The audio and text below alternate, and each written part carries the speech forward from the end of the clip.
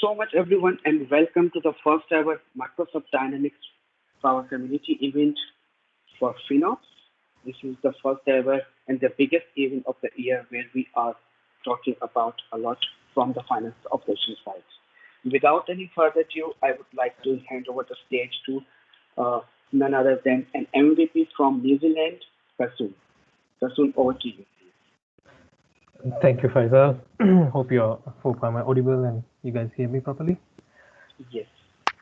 Cool. Let's move with the session. So, session today will be Power BI for Dynamics 365 Finance and Operations. So, I'll welcome everyone. Good morning, good afternoon, or good evening, wherever you're joining for the today's session. And this is my topic. And so, let's get started. So a bit about myself. I'm Kasun Pathirana and Dynamics 365 and Power Platform Evangelist.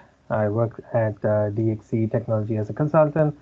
I started my journey in Microsoft Business Applications from Dynamics AX and have experience working with the FO, the previous product called AX, for 9 years. So I've also got experience in working with the both ERP and CRM, and also with the Power Platform as well. And I do blogging using D365 Bits, so you can find me in d365bits.com and also in LinkedIn with the same name. And also and I've recently been awarded the MVP as well. And that's a bit about myself. And apart from work, I like to play cricket, running, and hiking. So these are my interests. And feel free to join with me if you like all these interests as well. So we can have a conversation. So let's get to the topic and the agenda.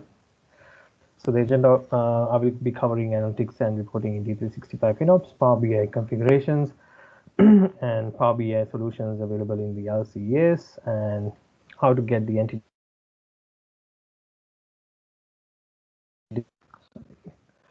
And the next one will be Power BI with Azure Data Lake, and I'll cover more on the Power BI. So what you can do basically with the Power BI on the basics as well as some of the advanced capabilities. I'll demonstrate in the demos as well, and on the data storytelling part as well. And then will be the resources I used, and demos will be throughout the agenda. I'll come up with different demos. So there's a lot of demos. So you'll enjoy these demos, and you'll have a Q&A session. Hopefully, I'll finish within the time. Yeah. So in D365 FO, so basically you have the reporting, PO invoices, packing slip, and the business documents. So you have like documents and printing and workspaces, and you have financial reporting, general electronic reporting, and the Power BI and the workspaces. So these are the options that you have in terms of reporting and business intelligence. So when you start a project for ERP implementations, reporting and business intelligence is key part of the ERP implementation, but many implementations this could be an afterthought. As you may come across some of the situations, you might have come across the similar situation. And for the business user, it is vital to have the real-time visibility into the business data. Why? Because if you have the real-time visibility and real-time data within you, you can take a lot of decisions based on the data-driven decisions, and that insight is really key to have with you. So, so these are the options that's available from the D365 FinOps, and we'll be more covering on the part of the Power BI today on the session. And in terms of why Power BI, the Power BI is actually the, if you've heard about the evolution of the Power BI from 2015 to 2021, it's been, it had a great ride, and it's been one of the best, if not the best of the BI tool out there in the world. And So Power BI Business Analytics service, which provides you to visualize your data, also where you can use your data to get the actionable insights that I was talking about earlier. So once you have these actionable insights, it helps the businesses to get the decisions faster and really good decisions that they can take based on based on the actionable insights that they can get from these analytical workspaces using the Power BI. And there could be some scenarios that you want to actually mix and match and mash up some of the data from ERP and CRM, and then you can actually leverage on the use of the Power BI. And also, if you want to get like AI and ML algorithms as well, so you could display the dashboards and reports use of AI and ML algorithms, but you have to use different tools in that. But we'll talk more on that in the upcoming slides. And yeah, so let's move into the next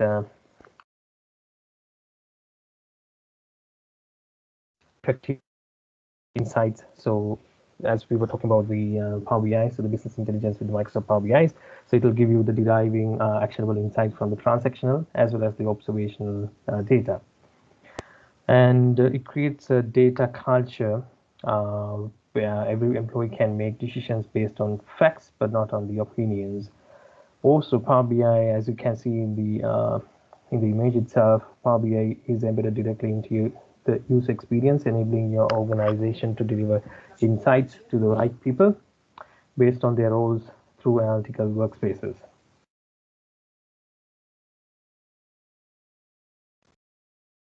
Transactional data surfaced through an Azure data lake that provides the scalability. I'll talk more on the Azure data lake part because there's a lot of features coming up, a lot of features in the preview as well for the Azure data lake with the Power BI. So I'll touch upon those part as well. And I'm hearing some background noise. If you can please mute, it would be great help. Yeah, thank you. And D365 has Entity Store, so which is an operational data store that is included with the D365 FinOps, and it has the aggregate measurements that are star schema that is modeled for analytical scenarios as well. And let's go into the Power BI, the configuration. So the configuration part, let's see what we have in the Power BI configurations. So this is basically in high level, what are the configurations that you need to have. So you need to register new application in Azure Active Directory and specify the Power BI settings in FinOps. And then you can validate the Power BI configuration, kind of a use of tiles. You can try to pin the tile and then you can validate the configuration in from the workspace. And things you must have before you start this, you must be a system admin and must have a Power BI account as well. You should also have a dashboard and one report in the Power BI account, and also be an administrator as well in the Microsoft Azure Active Directory. And your Azure ID domain must be the same domain as the powerbi.com. So those are some of the things that you should be aware of when you start this configuration. And let's move into the next slide so that we can see what are the solutions, where you can find these solutions available in the LCS, and they are out of the box. I think more than 23 or 25 somewhere. LCS, in the LCS you can find those Power BI report models. So these will be available in the LCS. And let's get into the entity store versus the data warehouse with BYOD, because some of the as I was talking about the entity store earlier, so some of the clients might have entity store only, but some of them probably use the entity store as well as the data warehouse with BYOD for some of the requirements, or probably they might be having only the BYOD option, so that they use a separate data warehouse for the business.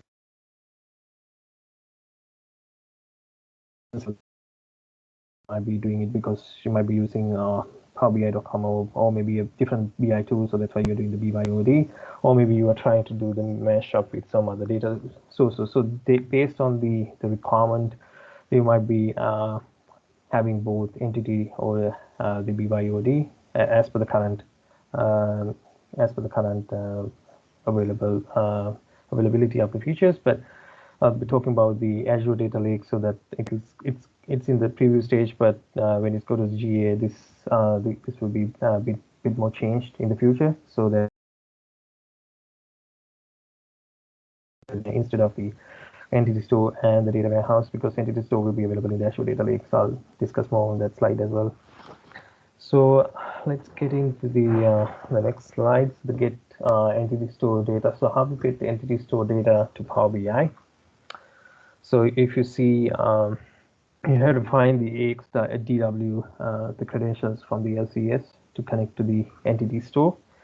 And then you can connect to the AXDW from the Power BI. And then once you connect, you can use the direct query option, because that's actually been the recommended method by the Microsoft, using the direct query method.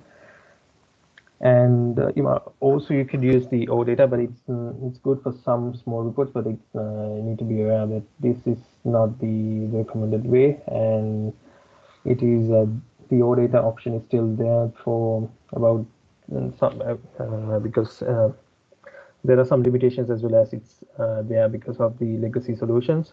So that's why it's been still there, the OData connection. So you could use it, but you can only use it for some small reports, but it shouldn't be the go-to way. So this will be the method I was telling about earlier, will be or what's in the slide will be the preferred way, or using the direct query is now the preferred method for sourcing data from analytical solutions.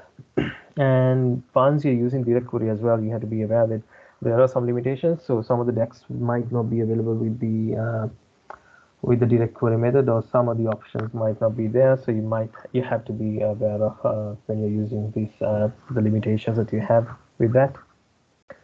And also you can so the other thing is, like when you have these entities listed out like this in the navigator, so then the next option will be you'll be selecting the entities that you want to put into the the report. So once you do that, so if you are trying to build up, so you'll have the data once you do that, and then you have to build your relationships. I'll touch upon how the sequence and what you need to do, all these things upcoming.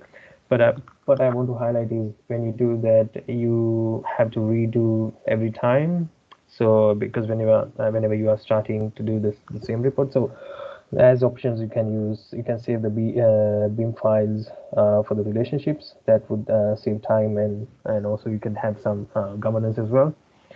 And you can create the Power BI reports, and then you can deploy into the environment. So that's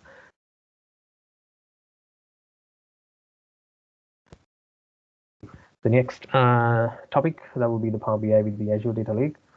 So you might be asking why we use or why Microsoft is using the Azure Data Lake. So Azure Data Lake is a technology in Azure that enables actually for the big data analytics, as well as the artificial intelligence, and also it's a cost-effective method as well, storing big data. So that's why it's been the goal. That's why it's been in the pipeline, or for the Microsoft for the in the roadmap. So the idea is to move everything to the data lake. And when I talk about Azure Data Lake, that will be the Azure Data Lake Storage Gen 2. So it's not the Gen 1, it's a Gen 2. So that will be the one.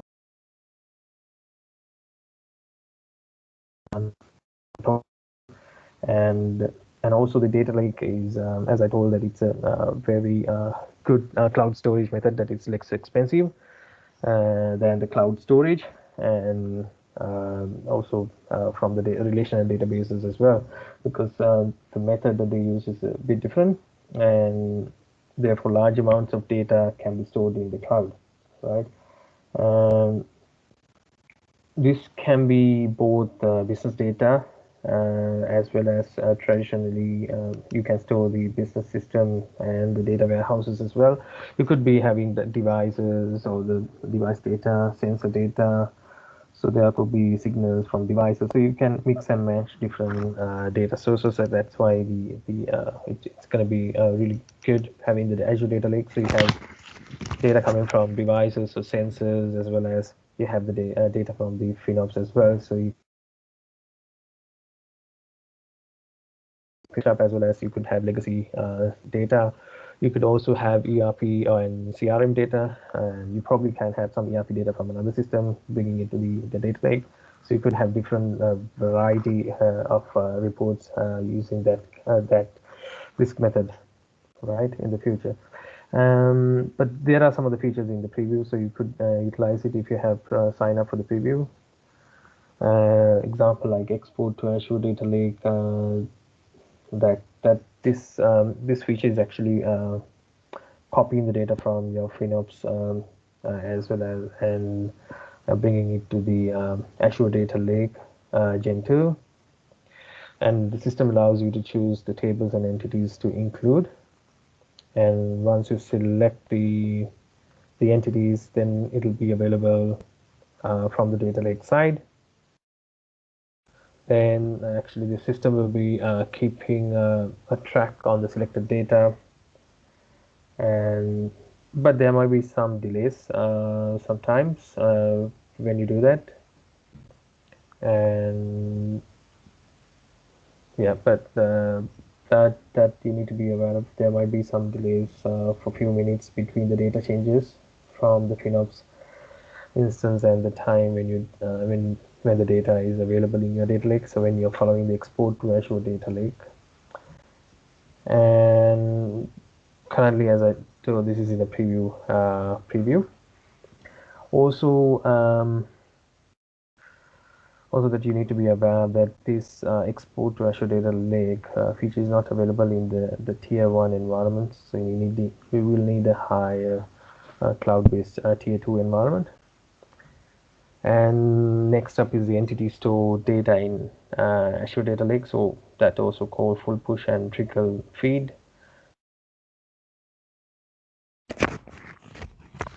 Populating to the Azure Data Lake storage Gen 2 account. And this will be customer subscription. So you need to have a customer subscription in order to do that. So it will be in the customer subscription Azure Data Lake storage that will be that the data will be available.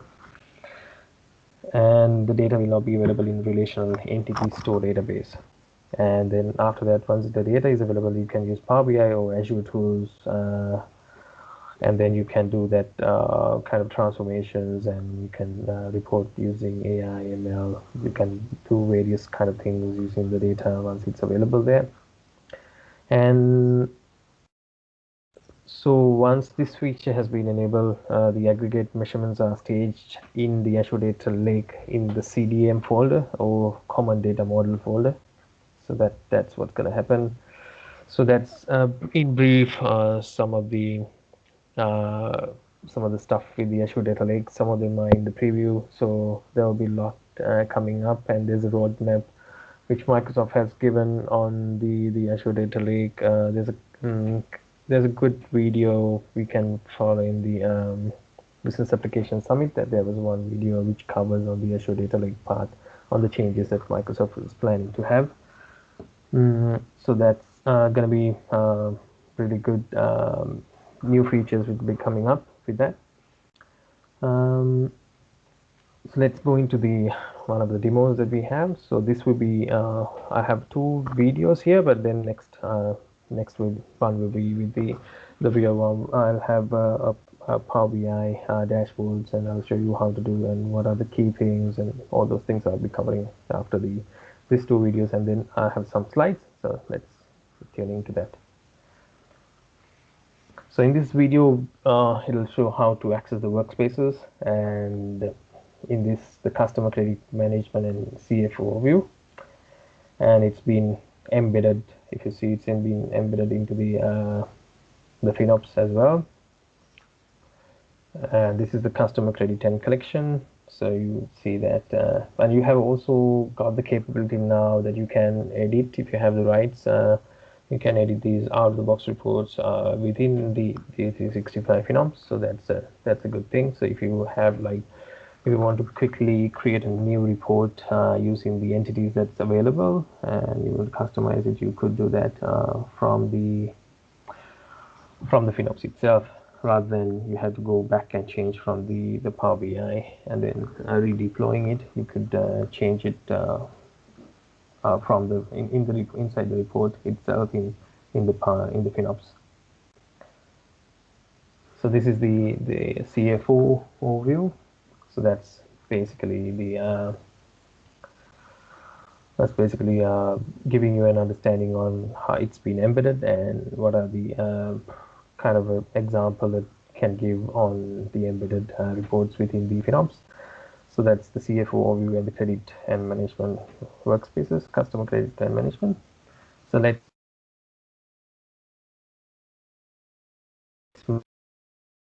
finding out the uncounted. So let me play this. So you would see I'm going to the warehouses. Sorry, into the locations. So in the locations, I'll be filtering to the warehouse 24, and then the zone ID to flow.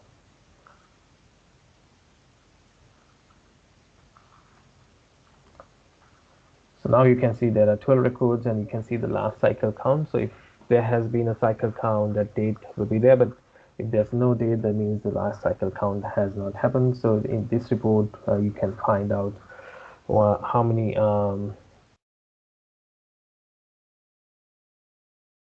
report can give you the idea on how many uncounted bins that you have, total number of bins, uncounted number of bins, and count on location. So you can filter by company, warehouse, and the zone.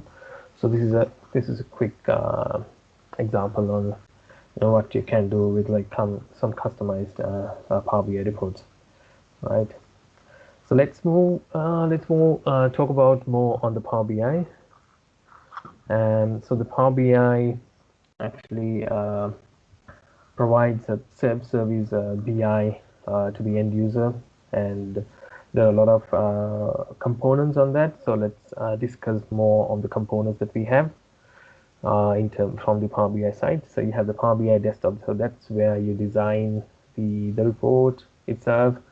So that's the main tool, the Power BI desktop part. So for the designing part, and then the Power BI service, that is the web, which will be publishing. So once you create a report, you can publish to the Power BI service, and from the Power BI service, then you can create the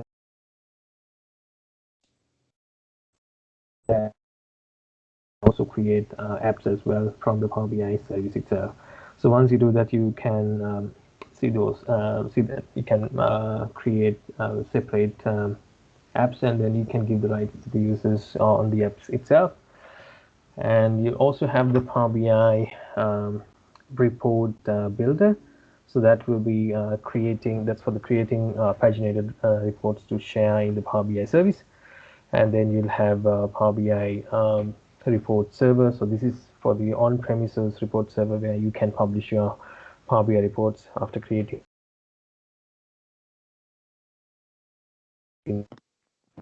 a gateway. So Power BI gateway is actually helpful for you for like a scenario like if you're in 2009 or 2012, you're probably SQL maybe in a VMs, and then you're not in the cloud yet, and you have to publish reports. So you can put in the gateway inside your VM and then connect back to the Power BI service, and then you can show your reports, and then you can create the dashboards inside the Power BI service and use it. So that's where the Power BI gateway for the on-premises, if you want to have a connection between the Power BI service and the on-premise, then you can use the Power BI gateway. So that's where the Power BI gateway comes into the picture. So next up, we'll look at the Power BI basic flow, but this is actually thinking not thinking on the FinOps, but it's the basic the flow. What will happen? It's the same flow, but it probably the last part of some of the parts might not be the same. But this is the basic the flow that I've created this with probably maybe a couple of years I think back, but this is still valid. This flow. So you are connecting to the sources. So you have to connect to the sources if you when you open up the Power BI desktop. So in terms of FinOps, you still have to connect to the entity store in the desktop, and then you need to do the data modeling. So the data modeling part I'll discuss in detail what you need, what you can do on the data modeling part, and then on the creating reports as well. So next up after the data modeling, so when you do the queries, you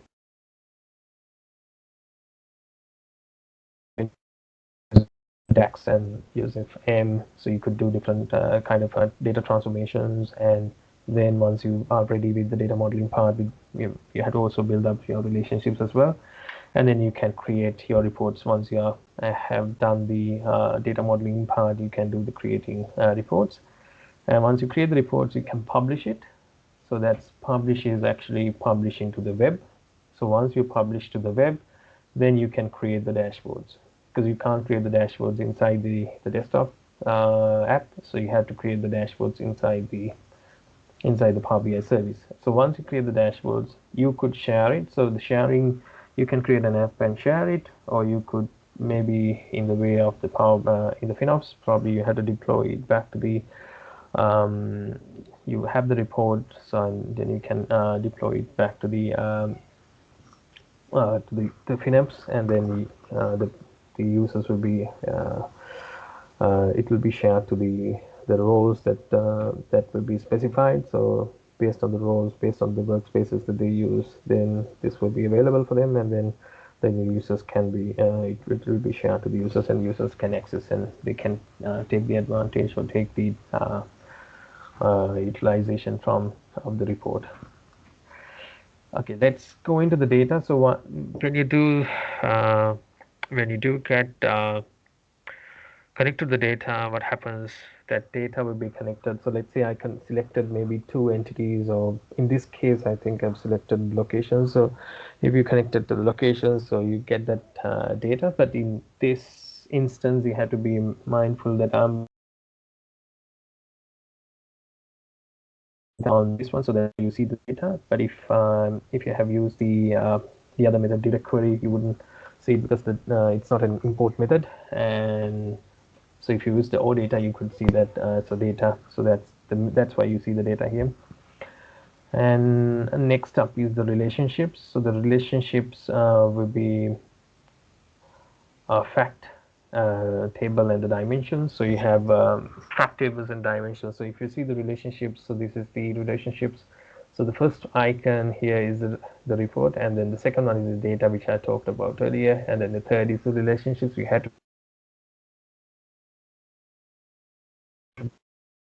inside the relationships, we need to understand what we're talking about. So there's two types. One is the dimension tables, and then the other one is the fact table.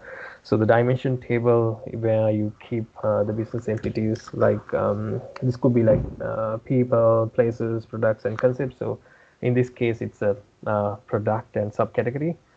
That those are the dimensions, and the fact table will be that stores the dimensions on the key columns that are related to the dimension tables.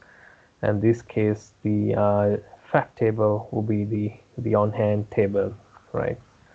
So that's to understand on the relationships. And there's several schemas that you can follow when you do this kind of creating relationships. When you are creating relationships, there will be like this is one is actually star schema. So you have the dim connecting to the fact. So you have like one to many scenarios. So the fact will be many to one. So many to one for the dim. So it will be connected to the dims dimensions, and then the middle part will be the fact. So that's why it looks like a star. So that's why it's called star schema. So that's one of the example for the star schema.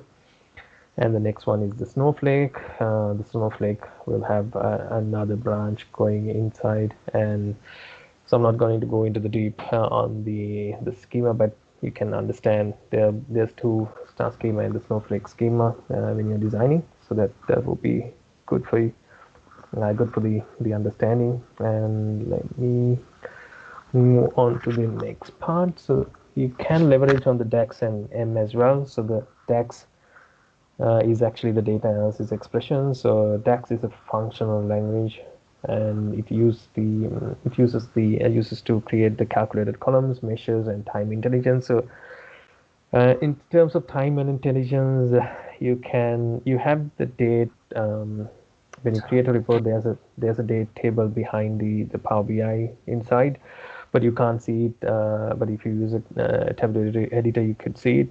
But if you want to build your own table, then you can actually leverage on the DAX and create your separate date table. We could see later on. I can demo that how you can use a code on the DAX to create a date table. And this related, this is an example on the DAX. So you could actually use this function related and get that. If you see the table 1 and the table 2, you could see that transaction ID and the approval date is there. And so the transaction has the approval date. If I want the approval date to come into the table 1, so you could use that the function as shown here. And if we talk about the M is for a mashup. So M is actually, if you most of the time use the Power Query, but it's actually a UI method of generating the M. But if you want, you could code in the M as well. You have the IntelliSense as well for the both DAX and M will have the IntelliSense as well, and you could use it. But most of the functions you could actually use the Power Query to do it. But there are some scenarios where the M would be useful, so you could actually leverage on the M, like if you want to build a parameter kind of thing like that. So you could actually generate, you can actually leverage on the M and use as a to get a parameter. And if you're trying to connect different environments, you could actually use the as a parameter and use it rather than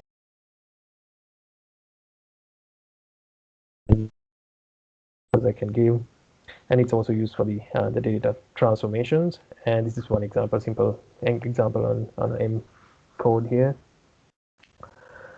Let's see. Okay, so we go to the calculated measures.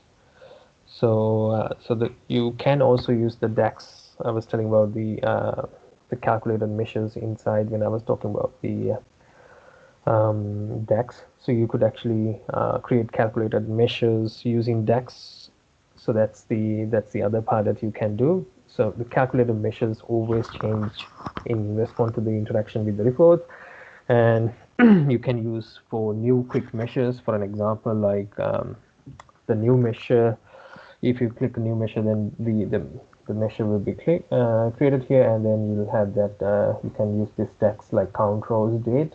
So you can then count how many date rows inside. So as a measure, you can use that. So if you have like date, measure, and year, so you have the date and year. So if you want to count how many dates, you can just use this kind of a measure, and then you can count and show it in a like this the visual like this. You can show it like that. We'll go into the example, then you can see how I have done it and with the real example. Then the calculated columns. So the previous one is the calculated measures, but this is calculated columns. So the calculated measure, difference between measures and the columns is it'll be computed using DAX, and you compute for current row. So it'll be for all rows, it'll be calculated. But the previous one was kind of a count. I get it, but it's not for every row, each row. But this is actually for every row. So there will be a separate column, and it will calculate for.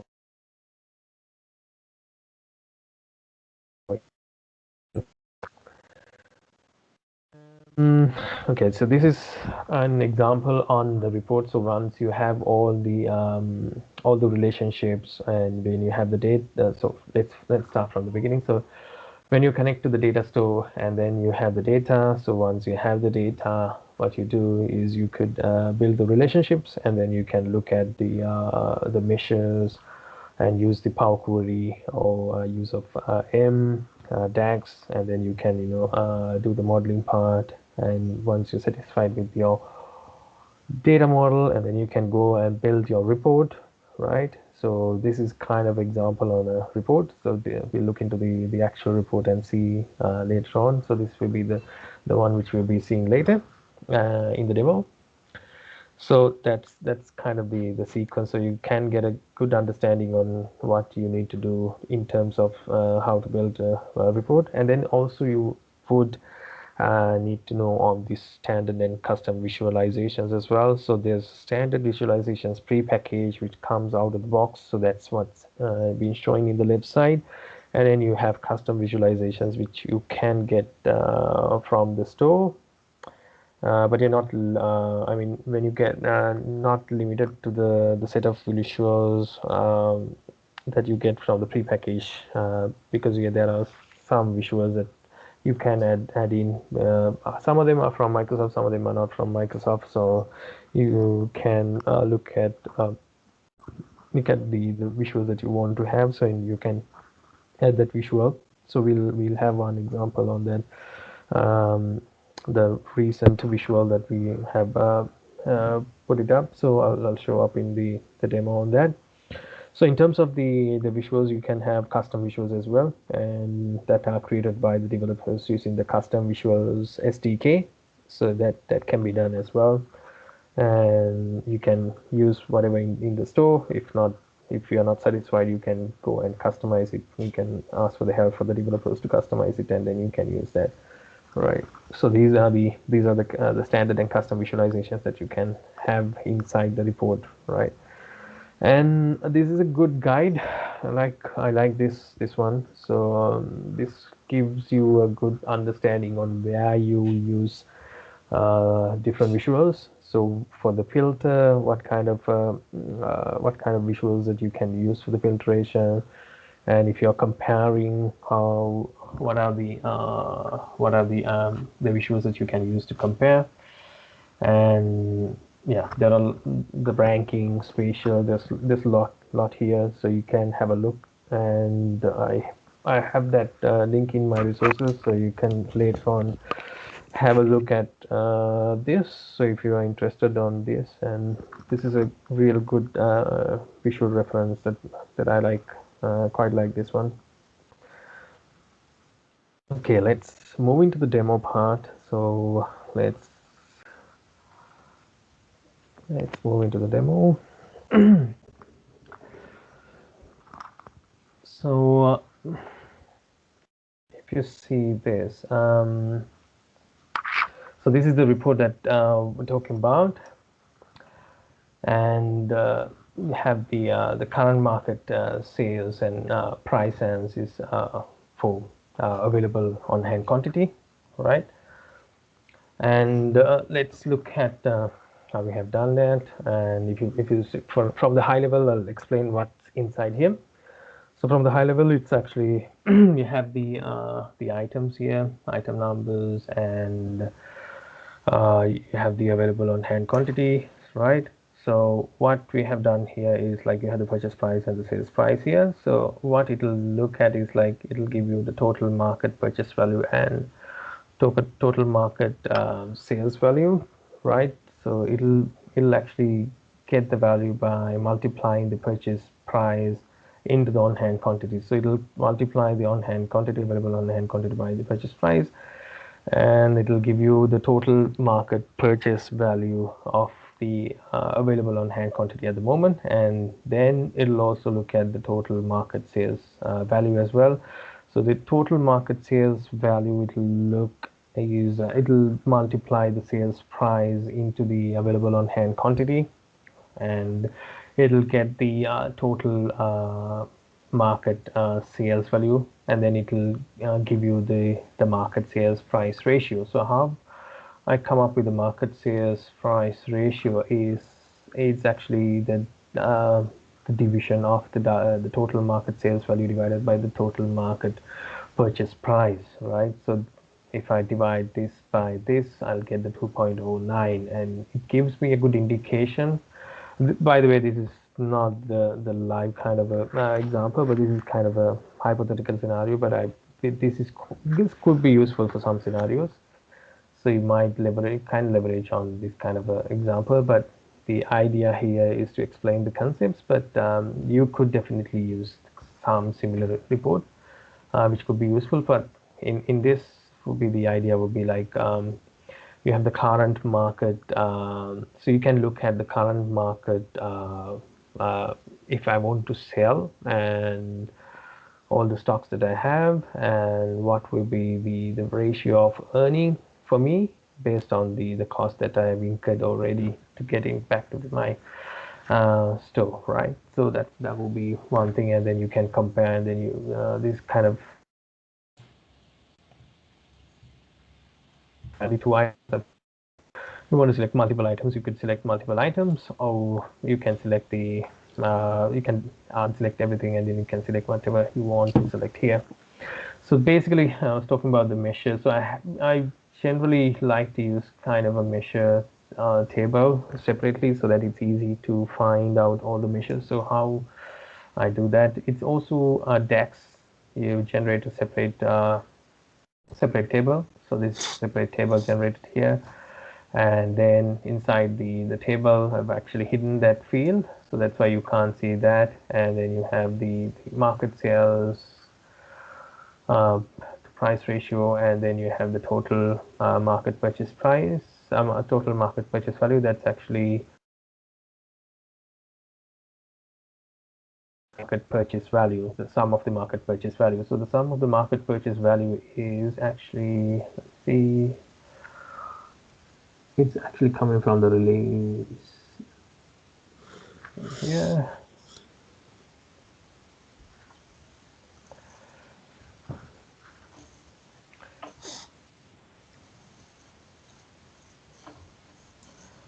Right, bit slow. Never mind. Let's continue. So, and so you could see the measures, and then you can see the entities here. So right, and then you can also see this is the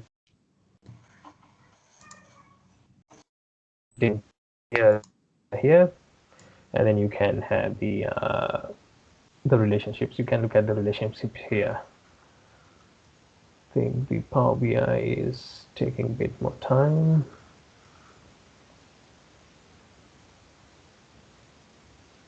To come up.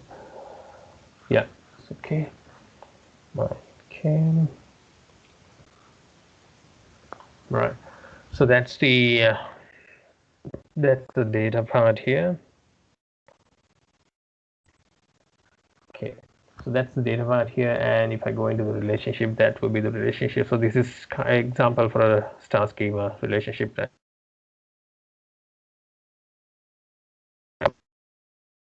relationship well, you have to have if you use the direct query, you might not have the data here, but if you use the other method I was talking about on the import or the OData, so this is actually using the OData, so that's why you see the data here, and then you can build the reports like this. So let's go to the measure. I'll show you the measure how I did that. So this is actually generating a CD. So just a one value here. So that's the field. That's the value field actually, but I hidden this one, but I use this to.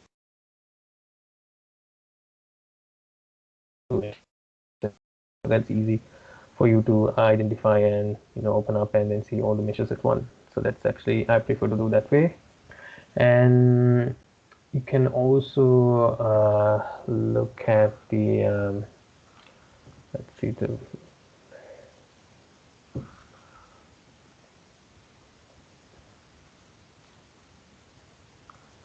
yeah, okay, so that's okay. We can have one example. Let's build one quick table. Let me say new table. I'll show you how to use DAX to actually build up a new date table. Let's try to do this quick demo to show. Hopefully it won't take time. It's a bit slow, the Power BI, because sometimes it lies in the memory a bit on the RAM side. Maybe it'll take. I'll go to the see.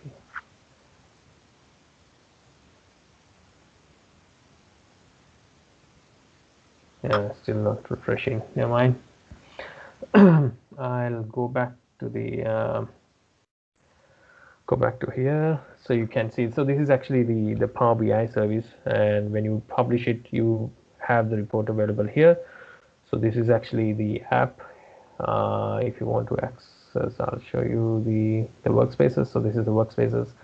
Under the workspaces, you have the reports. So you have two reports: market sales price report and the sales category report. So the best part on that is the so let's go to this report.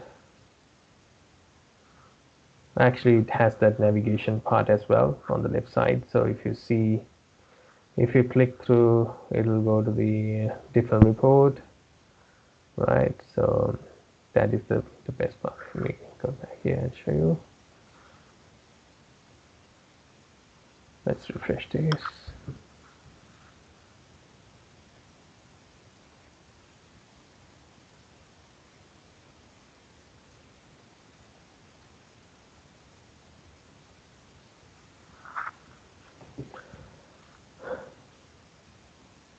Okay. Give some time to refresh for this one.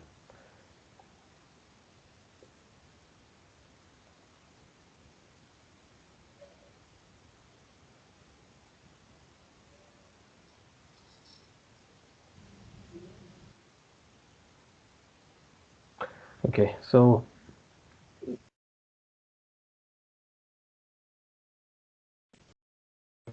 an app. So when you create an app, you would see this app icon here, and then you can actually navigate on the dashboard and the report part. So let's wait while it refreshes back.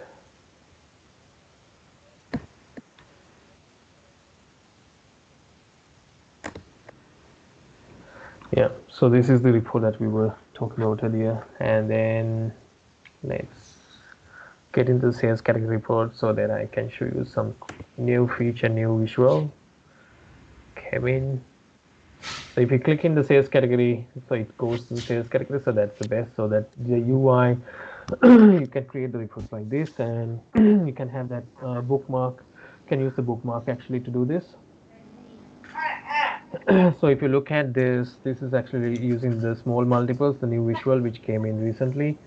And if you look at that is actually not part of the standard visualization. So it's actually been imported from the store. And if you look at the I think I can hear some background noise. Sorry, if you can mute it, would be great. Thank you. So if you look at the television, you can see 2015 to 2021. So this is actually the sales categories, right? So there's multiple sales categories, and you can see what has, given the most contribution to us. And if you look at 2015 and 2021, the television is actually quite high, 2015, 16, and then it dropped down a lot. And if you want to focus on this, you could actually look at this, the television part only. So once you filter the television, so it will actually filter back these two. If you can see that this is actually being filtering, so that's why these small dots are circling. Okay, so you can see which one is the projector television, television HD TV, and then you can see the televisions which are the items which are the T0002. So these are the items actually being filtered out. So if I go into the projector television, so that's been the main contributor, right? And if I go into the projector television, you can see that 15 and 16, it's been the highest, and then from 16 onwards, there's no sales actually, right? So you could look at look at why it has happened. So it's a good report there to have. So it's also customized based using the different entities on the release product, as well as the sales, another entity for the sales. So this actually gives a good idea on, like, if you want to expand and see which are the items, you could see from here, and then you can see in the high level how is the trend for from 2015 to 2021. So that's another report that I have here to show you. And since we are running out of time, I'll show you one more thing, is the apps I was talking about. So the apps is the one when you go inside, so you'll get that the same thing here. So that's the app, but you need to publish, and you need to create the app. So that's being the dashboard. So one thing I can tell you on the dashboard, I have added here. So you could utilize the another feature here, the manage alerts, right? So if you have set up your alert rule, and then you can leverage on the alert rule. So previously I did set up alert rule. So let's select one total market purchase value available, and you can send an email, save and close, right? And then once you have that alert, you can actually leverage from the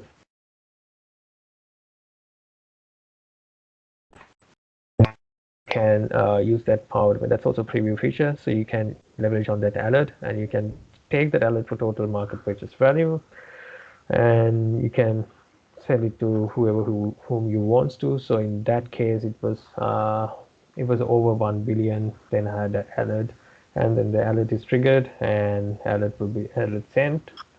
So this is the previously generated the alert. So you have the alert for total market purchase value.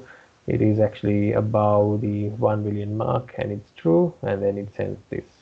So it's been actually utilizing the data from the dashboard alert itself. Go here, so that's the alert it's utilized. So the manage alerts, right? So that's one of the features that you can use. And let's go into another one I can show. Let me see, probably from here. Yeah, so if you see the comment section, so let's say if someone have entered a section like television sales reduced from 2015 to 2021, please check what was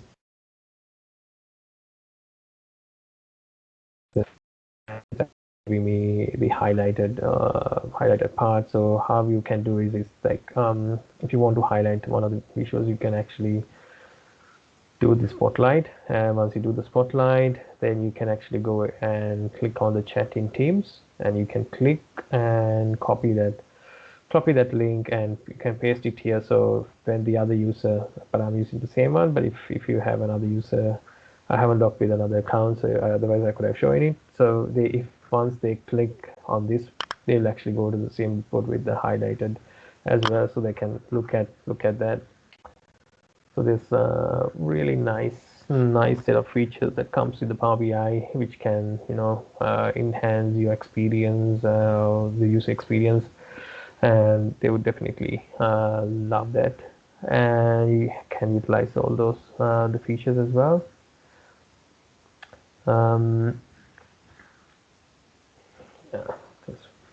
Yeah, so if you see now it's loading, but it's actually highlighted on that one, so that's actually being spotlighted. So this is the spotlight, right? So that the user knows that, oh, this is the part that I'm talking about, right? If I remove it, it will go. So in this case, I removed it, it goes. But if if if you want to tell the user that this is the part that I was talking about, so you can highlight it and give it that. So that's another good feature. So as let me show you how to create the apps. Probably we could say that. Okay, let me go to the apps side. So the workspaces. Let me go to the workspace. Yeah. So if you haven't created the app, so you'll see it as create app, and then you can update whatever the changes that you do. You can update the app, then it will update the app that you generated, and then after that you can give that access to the users that you want these apps. So that's how uh, you can consume. That's in the Power BI, but I'm not talking about the embedding part. So that if you want to embed it, so you can embed you can use the PBIX file, and then you can actually ask the developer to help you to the deploy into the workspaces. But if you want to consume in the Power BI, so that I was showing you some more features. What are the things that's available here in the Power BI part? And let's go back to the probably running out of some time. I'll just get back to the one more topic I need to cover. We have the data storytelling with Power BI. So because whenever you create a report, it's really good that you can communicate with the great story behind it. So that gives you a great punch, as well as then the people can catch the brains can catch what the visuals are trying to say. So basically, because if you know that from our younger days that we always remember the stories that somebody was telling to us. So all those stories have always been really effective, and our brains are wired to that. So if you listen to the stories, and it activates part of our brain, so that allows the listener to turn the story into their own ideas. And the brain also releases the dopamine as well into the system. So when it experiences an emotionally charged event, and also it makes it easier to remember with the great accuracy as well. So what you can use, basically, what are the options that you can use? You can have like the bookmarks that I was having. So you could definitely link to your stories in the bookmarks. So in my case, I have that bookmarks to go to the different reports.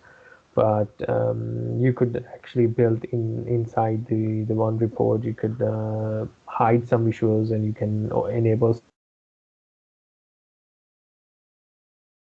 some. You can use the visual charts, and you can use the configuring drill through as well. So there's a lot of things that you can use to tell to do the data storytelling. And it's also important to know your target audience. That is really important for your data story. And data should be tailored for your target audience as well, and also wants to know the data savviness as well. So that's really important. Let me try to show the probably where you can find some examples in the storytelling, great storytelling Power BI visuals. You can actually have a look at on the Discover. You would see a lot of the community effort, so you can get an idea on that. So if you go to the Discover, you could definitely get those kind of visuals, and you can get some of the good ones. Like I like this the water quality. So this is actually managing water quality for better environment, but this is not FinOps. But you can get an idea on when you're designing the Power BI reports for the FinOps to make a great story, and then that really helps the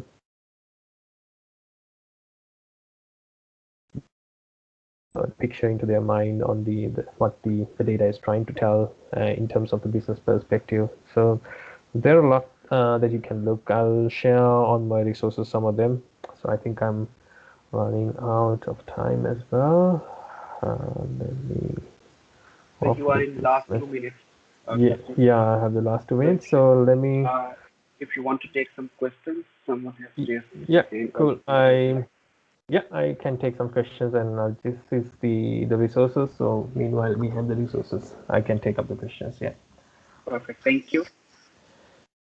So only one person got raised his hand. Muhammad Nasser. If you can Um, unmute yourself and ask your questions quickly if you are still there.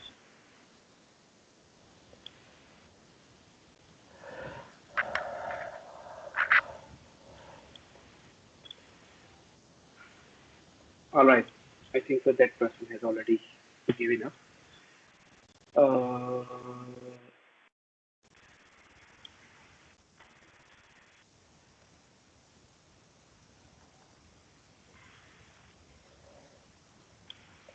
cool. Thank you so much, Kasun.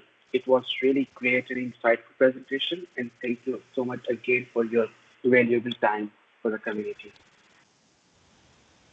Thank you, Faisal. Thanks.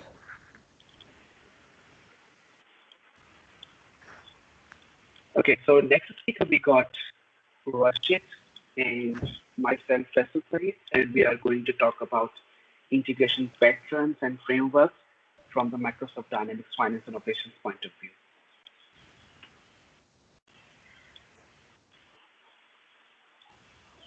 Can So you see let's my get screen, started.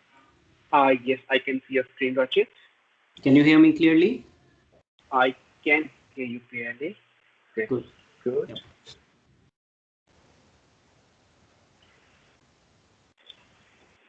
All right, guys. So what we got today is finance and operations, integration patterns or frameworks, whatever you call it. So we are going to show you what are the out of the box options available, frameworks and patterns available, and then we're going to demonstrate so many options to you. Due to the limitations of the time, we have to keep into a 1 hour bound. Then, if we miss any demonstration, if you still have any questions, please feel free to reach out to us at any point of time. So, next slide, please. So it's a little bit about myself. My name is Faisal Farid. I'm working as a Microsoft Dynamics Finance and Operations Technical Architect at DXA Technology in Melbourne, Australia. I'm a technology enthusiast. I started learning Power Platform, still on the learning stages. I'm an active blogger. If you want to reach out to connect to me, you can reach out to me. It's been provided contact information at my email address. I do write blogs there.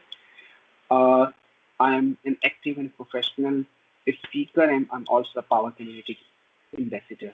Recently, and it's my honor to get an Power Community Spotlight Award from Microsoft Dynamics community. Uh, I have also been running a couple of local user groups in ANZ region. So I am the team leader and the founder of the group, and also I have been actively running the Pakistan Dynamics 365 and Power Platform community. With this one, I'll hand over to Rachit, my co-speaker, please. Thank you, Faisal. Let me change the slide. Just give me a minute. All right, hello guys. I'm Rachit, and I've been working in the field of Microsoft Dynamics from 2005. I started with version 3.0 and have been part of this journey till the evergreen version released by Microsoft. My background is technical, but I have been involved in various aspects of project implementations, and I love the Dynamics ecosystem and the programming language X++.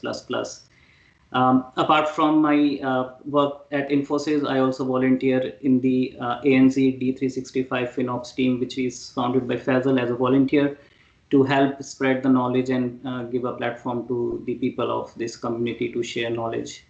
I'm an active blogger. I do participate in Microsoft forums, and the reason is I do believe that it's always necessary to give back to the community because we do leverage a lot of content which is available online. So we do Google a lot to find code snippets, how people solve their problems.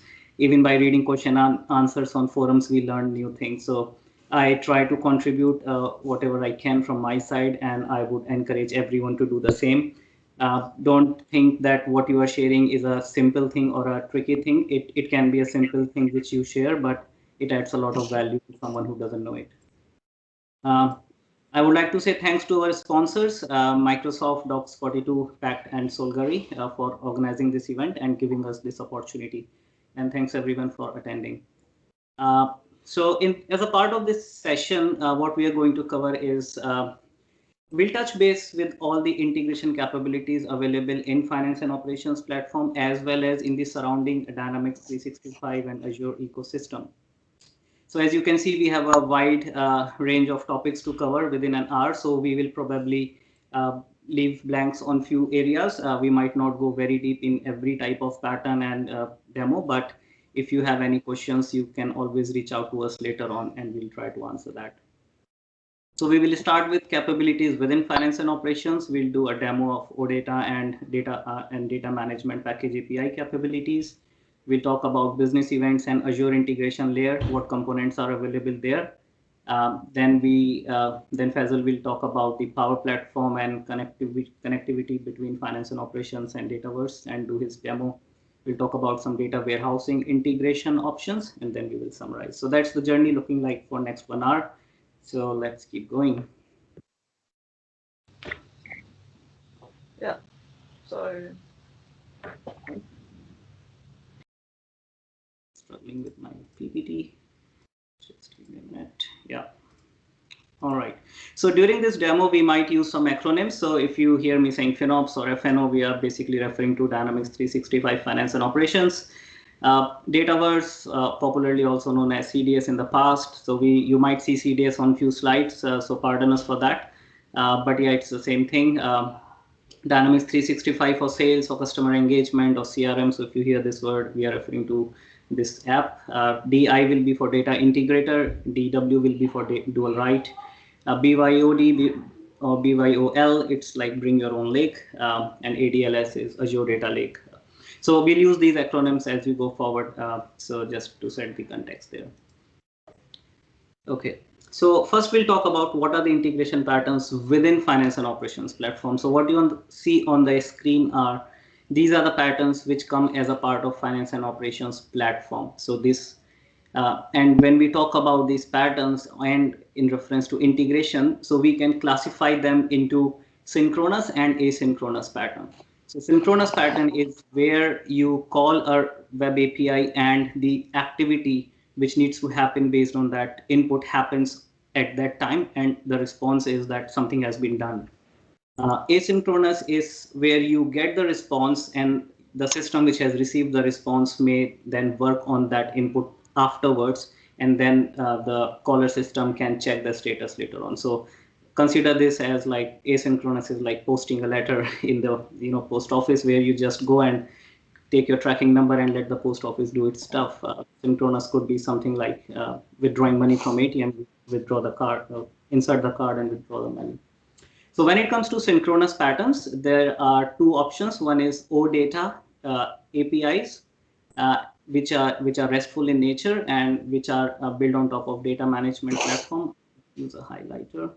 I'll request people to go on mute if not speaking. So OData is based on top of data management platform and custom X++ services. So basically you can write code in X++ class and expose that as a custom service. And these custom services support REST as well as SOAP protocols, which means if you are, for example, upgrading from legacy systems and there are some integrations which use SOAP protocols, you can leverage the X++ custom services platform. In asynchronous pattern, the two type of behaviors are data package API and recurring API. So what happens is data management platform exposes these two APIs. So data package and recurring both flows through data management platform. And if you see in this diagram, the underlying powerhouse is the framework of data entity.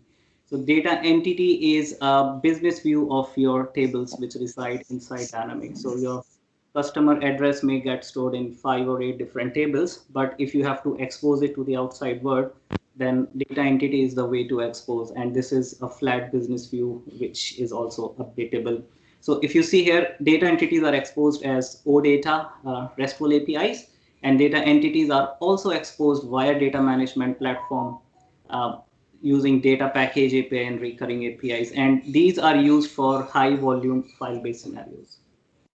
So I'll move forward. So what we are trying to show here is in synchronous integration patterns, which is your OData and X++ custom classes. The way it works is, first of all, it uses OAuth authentication. So what is OAuth authentication? It is basically a mechanism to build a security on your incoming requests. So anyone who wants to call Dynamics 365 Finance and Operation in this case needs to have a valid authentic token to call that service. And in order to get that token, they have to call the Azure Active Directory. So if we go in sequence, the external application will call Azure Active Directory to say, hey, I have some valid, credentials. Can you give me a token? So there are 4 different ways to generate token. I'm not going deep in there, but once you generate a token, the token is given back. Now this external application will call the RESTful API exposed by Finance and Operation along with that token. Now this token is authenticating this request. With this token, the response is received. So when we talk about OData, we can do CRUD operations using RESTful APIs. So you can create, read, update, delete the data which is exposed by these public data entities, which are exposed as OData RESTful APIs. You can add actions on these OData entities by using this attribute. You can prefer to use custom classes if, again, you are using some strongly typed visual contracts, and that's when the SOAP-based protocols come into picture. But for high volume, data management platform is the preferred way to go. So that gives you a summary of what are synchronous integration patterns. I'll move forward. So next, we'll talk about the asynchronous file-based integrations, which are powered by data management framework. So what happens when that file is pushed inside Dynamics 365 Finance and Operations? It goes through various phases, and that's what we are trying to show here. So it's not about package API or recurring API, but when the source file goes into the system, it gets stored in a blob storage. And then there is a SQL Server Integration Services, SSIS package, which runs on top of it, which pushes that data into the staging table, which is a part of your data entity. So here we are inside FNO, and the data goes inside the staging table, from where it is then processed through persistent classes, and that goes into the actual target tables, where all the validation and business logic is written. So that's how, and these are various phases in which the file is pushed inside Dynamics 365 FNO. So this blob storage is very important, and if in a real-time scenario, you need to keep an eye on how much is your by default blob storage capacities coming as a part of your subscriptions. So we will move forward. What we are trying to showcase here is the package API export and import process. So this is used when you have to push a file inside Dynamics, which is your import process, and if you have to bring data from Dynamics 365 outside to its ecosystem, then you use the export API. So this package API import process is a 4-step process. So what you first do is, of course, you need to have a token. Then you talk to Dynamics and say, hey, give me a writable URL. Now, when you say about writable URL, it's a blob path, which Dynamics FNO is if the RESTful API will return, and the external system will use this URL to upload the file. So what happens in the next step is, based on the URL returned in step 1, you upload your file to a blob storage. Again, that's the second RESTful API. Once you have uploaded the file, then you tell Dynamics that, hey, I have uploaded the file, can you import it from this package? So this is the third API which you call in the sequence. And once you call this API, the DMF engine gets kicked in, and that's where the sequence which I showed in the previous slides come into picture, and the file goes through the staging and target area. And in the response of import from package API, you get an execution ID, which you can then use in the 4th step to check the status. Was that file processed successfully or did it fail? I'll show you in the demo in a minute. So this is how you push files inside Dynamics 365 Finance and Operation. Now, for export process, it is a 3-step process. So there are 3 different APIs which you can call to export data outside Dynamics in the data package format. So first is you call an API to say, hey, export this package to me. And this is where you need to give some unique identification of the data package which needs to get exported. This is a part of the URL. of the call. Then you get the execution summary status where you say, where you get to know that the file has been exported or not. And the third API is to download the file. So I will show you the package API in a demo in a minute. Let's go to the next slide. The second way of bulk import export is recurring integrations. Now I'll just take a minute to explain a difference between package API and recurrent APIs. So the difference is that recurring API supports XSLT transformations, and again, these might be required if you have a file which is coming from an external system which is strongly tied, you can't change it. For example, your bank file, so they might need XSLT transformation. So recurring integrations may be a good fit for those type of integration. Along with that, another major difference is that it supports files as well as data package. The package API only supports data packages. Now what happens in recurring integration is you need to have a setup in Dynamics before you can use it. So that setup is a 3-step setup where you have to create a data project, you have to define the recurrence, and then you have to then use that particular activity ID which you set up in Dynamics in the URL, in basically the call which you make to Dynamics. So in order to queue files, you call this import API. In order to export file, you call the export API. So these gets called, and then it uses a NQ DQ mechanism. And one more big difference is that recurring APIs are controlled by finance and operations. So the frequency which you define in the data project controls the frequency of talking and exporting and importing data. So the control is in the hand of finance and operation in this scenario. So I hope that gives a good summary and understanding of the integration patterns available in finance and operations. So for demo, I'll just quickly show you the demo here. Let me bring up finance and operations, and I will be using Postman in this demo. So to test to configure Postman, there is a good article on Docs, which when you are interested, you can go through. So this gives a good guide on how to configure finance and operations connectivity with Postman. I'll just share this in the chat window. So I've configured a Postman tool, and I have generated a token just now, so that I'll just keep it quick here. So once that token is generated, I have my base URL defined, and this is where I'm calling the get operation of the customer group. So when I call this API, so this I'm doing a OData call to get all the customer groups from the system.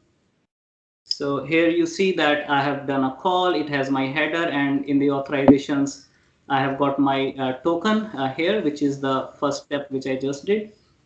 Then I have got my data back. So this is how you do a get operation, which is basically reading. Now, if you have to create, then that's called post operation in OData.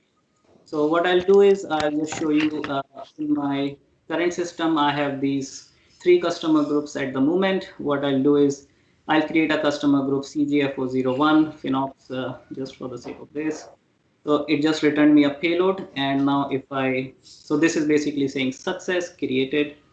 And if I go back to my system and I refresh, I see my data is created. So this was a quick example of OData calls using Postman. Now the interesting part, the DMF one. So what we do is first, if you recall package API, first step is to get the writable URL. So if I call this, now I get a writable URL. So this is my blob URL which Dynamics has returned. Now second step is I have to update this blob storage with a file. So what I have done is I have created a data package file where I have given some customer groups randomly here. So I have given 5 customer groups in this file. What I'll do is, and this is a data package which has a manifest and package header. So it is a zip file. So what I'll do is, as a part of this call, I'll basically go and update the blob. I'll say send this file. Just a minute. Send this zip file and upload it. So now what I'm doing is on the second step, I'm uploading that zip file to the blob URL. That's done. Now I will tell Dynamics, go and import it from this URL. So all these things are already in my payload configured as variables. So now I have said, okay, Dynamics import, Dynamics has said, okay. And in the response, it has given me this execution ID, which is basically the data project import execution ID. If I then go to check the status, it says it has failed. Show why it has failed. So let us quickly check. I'm not sure why it failed, but basically it might have failed here. So I can see my execution detail that why it failed, and it says it failed because, let me see, view execution log, something might be not be right. So there is some duplicate record found. So that's good. It failed. That's fine. It can fail if the data is wrong. So that's how you can see that data, your response APIs can come out. So that was, if it would have been successfully processed, it would have said success and you could have seen the records. Just in the interest of time, I'm moving on. I'll just show you quickly export to package API. So here I'm saying, hey, I want to export this package. So I'll just send this and it says, yep, I'm exporting the package. Then I say, okay, give me the URL. It tells me this URL I have exported. And then I say, okay, I want to download this file. So this is my the URL which was returned in the previous call. I say, give me the file. I'll say, okay, I'll just save my response to, let's say, my desktop and say response.zip. Okay, so if I go back and open that zip file, which is basically the response, you'll see it has 3 files it just created, and it has the data of the customer groups which is present in my system. So it has exported the data. So now this is a scenario where you can use DMF APIs for bulk file export import scenarios. So go through that Postman link which I shared, and there is a good link which explains this whole sequence and response codes on docs. So I'll share this path as well. So these two blogs, these two doc links will definitely help you to get a more detailed understanding of the package API export import process and the recurring API, under the hood. So that was about the Dynamics APIs. I'll just go back to my demo, my slide. Now we'll talk about the Azure integration platform and business events. So I'll quickly go through it. So basically what happens is now Azure integration platform is something outside finance and operation, but is in the Dynamics ecosystem. So the 4 major components of Azure integration platform are the logic, the messaging bus. Let me just take my highlighter. The messaging bus, logic apps, API management, and event grid. So these 4 different tools, when combined together, gives you a very powerful integration platform.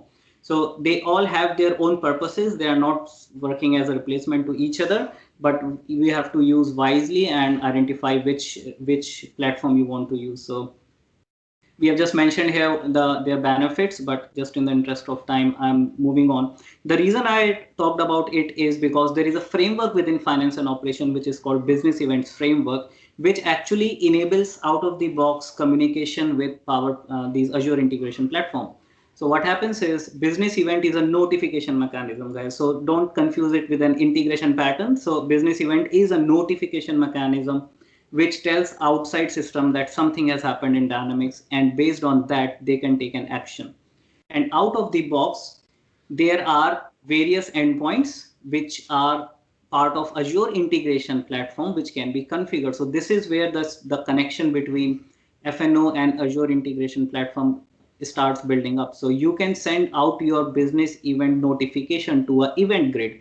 And now that event grid can in turn talk to a logic app or an Azure function or any other integration component in the Azure landscape. So that is where the power of business event and Azure integration comes together. So for example, you send out notification to business to event grid, it goes to logic app, and logic app then can, basis of that notification, pull out more data from Dynamics using DMF APIs. So these are just few business event considerations which we have listed here, that you have to configure it in all legal entities. Power Automates can directly subscribe to business events. and try to leverage these components. So first step is to understand what they are used for. Second step is to identify if you can use it or not. So there are very good, integration white papers released by Microsoft, which I would highly recommend you guys to go and have a look. So with that, I'll hand it over to Faisal, and where he will take it forward and talk about integration between finance and operations and Power Platform. Over to you, Faisal. Thank you, Rajit. So from here, we will just quickly talk about what are the integration patterns between finance and operations and how we can leverage this integration using Power Platform. So in a nutshell, we currently have 3 out-of-the-box options available here. So first is the dual write, the second is the middle one is the virtual entities, and then we got the data integrator. So in order to find out or choose what integration pattern you should be using with your implementation, we actually listed down all the attributes and what features each and individual feature provides to you. So what first we see is actually a dual write. So let's talk about the dual write first. So dual write is the near real time. So if you create a one record in finance and operations, it creates a similar record back into your customer engagement. This is a synchronous process, as what did explain. So the moment you create a record, it will shoot straight away without any delay. So that's a synchronous process. This is the bi-directional way. Data is duplicated between finance and operations, and the logic also executes. So without going further into each and every step, I will just quickly compare between the dual write and the data integrator. So the first and foremost, the first option got available by Microsoft was the data integrator. So data integrator is, if we go to the next slide, please.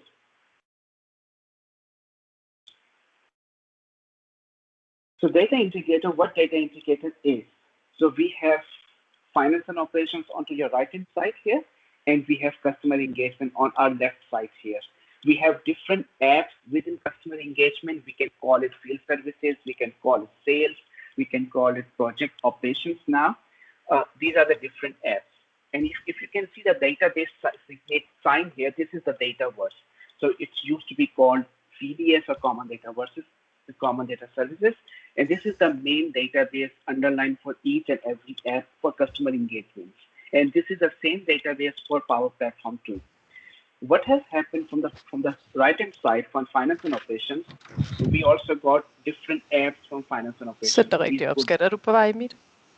This could be retail, talent, inventory management, so forth. So there are a list of available apps into finance and operations. Now, between finance and operations and between finance and operations and customer engagement, we got the data integrator. This is the Power Apps Admin Center. This is controlled completely by the admin, whoever has the admin access to the Power Apps. He or she can configure the data integrator. So I'll show you in a demo how it looks like in a short.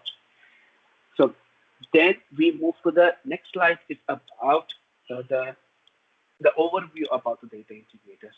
So the overview is, is finance and operation is sitting onto the right-hand side.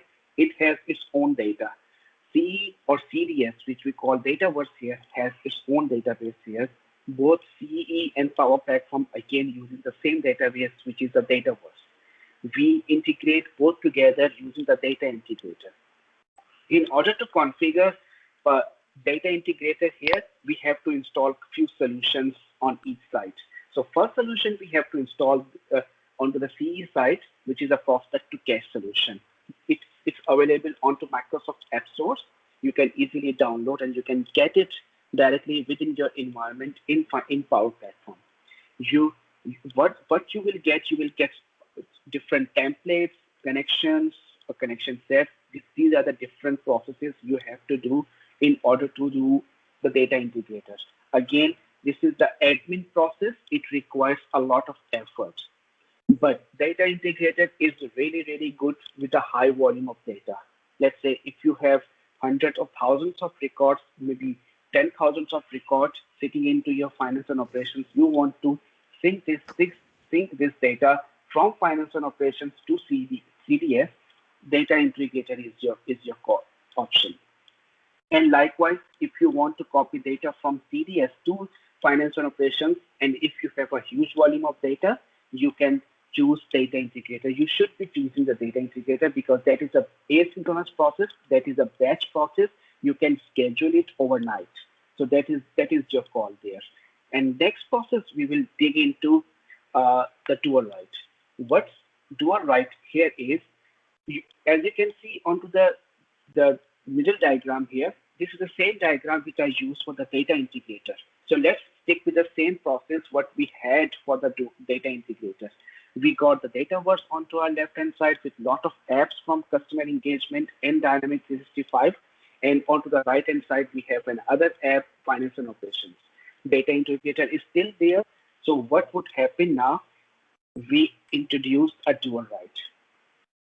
So if you hit the next arrow, please. So here we got the dual write. So the dual write is the second process, as you can see. So we are integrating both different apps with multiple ways. So the data integrator will remain there. I got a lot of questions here. Can we use data integrator and dual write in parallel? Yes, you can. Definitely you can. You can choose between data integrator and dual write based on to your different scenarios. So what dual write offers you is a near real time. It's a bi-directional. Its data can flow between finance and operations and CDS in both ways. Data will be replicated, means that there will be the same data will remain into FNO and the same data will remain into CDS, both.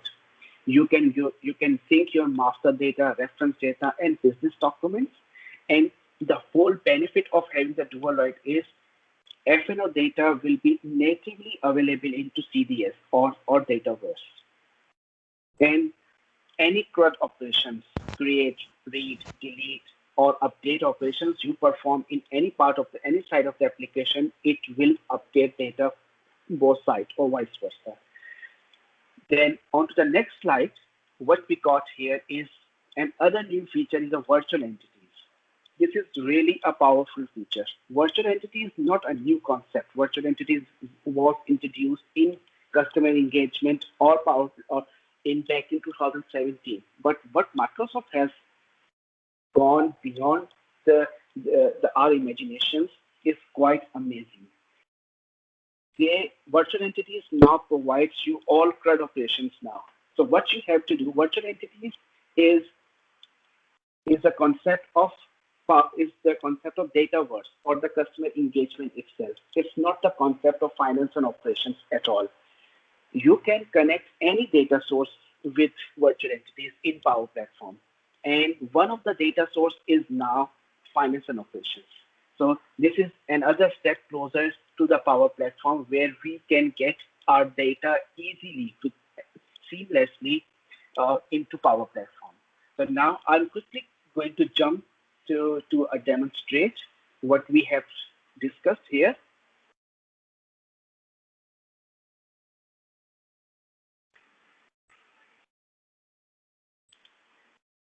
So that's the CE app which I currently have open here. So just for the demonstration purpose, what we are going to do is we want to look into the first data integrator app here. So the data integrator, as I told you, data integrator is the admin center action. So you have to go to your admin center. So you have to have an admin access onto your Power Apps. So I got an admin access here. So if you got an admin access here, you will see this admin center here. So once you got this admin center access here, you just have to apply a solution, a data integrator solution here, and then you can see onto your left-hand side, there is a menu item available with the data integration. Within the data integration, you will create a new connection set. A connection set is defines you which app you want to connect with. So if I will go back to here, I'll say connection set here. it's a Power Community event, and then I want to choose my environment. This is my FNO environment, and then this is my this platform environment. Sorry. Then it asks me, okay, which one you want to choose it from. I want to FinOps environment, then create, and then it is creating a new connection for me. And then at the same time, it actually asks me to create a new connection for my customer engagement environment. So uh, once we have these connections and connection sets available, this is a one-time job, but it is again an admin access option. So you will have all your connections, connection sets available here. Once you will have connection and connection test sets available, it will ask you to create a new project. So your new project, I will say my 365 community event, and then you can choose your existing connection set. We haven't created a new connection set, but if you create a new connection set, it will start appearing over here. You choose your connection set, or otherwise you haven't created. In our scenario, we haven't created as of now. We can directly create from here, and that's it.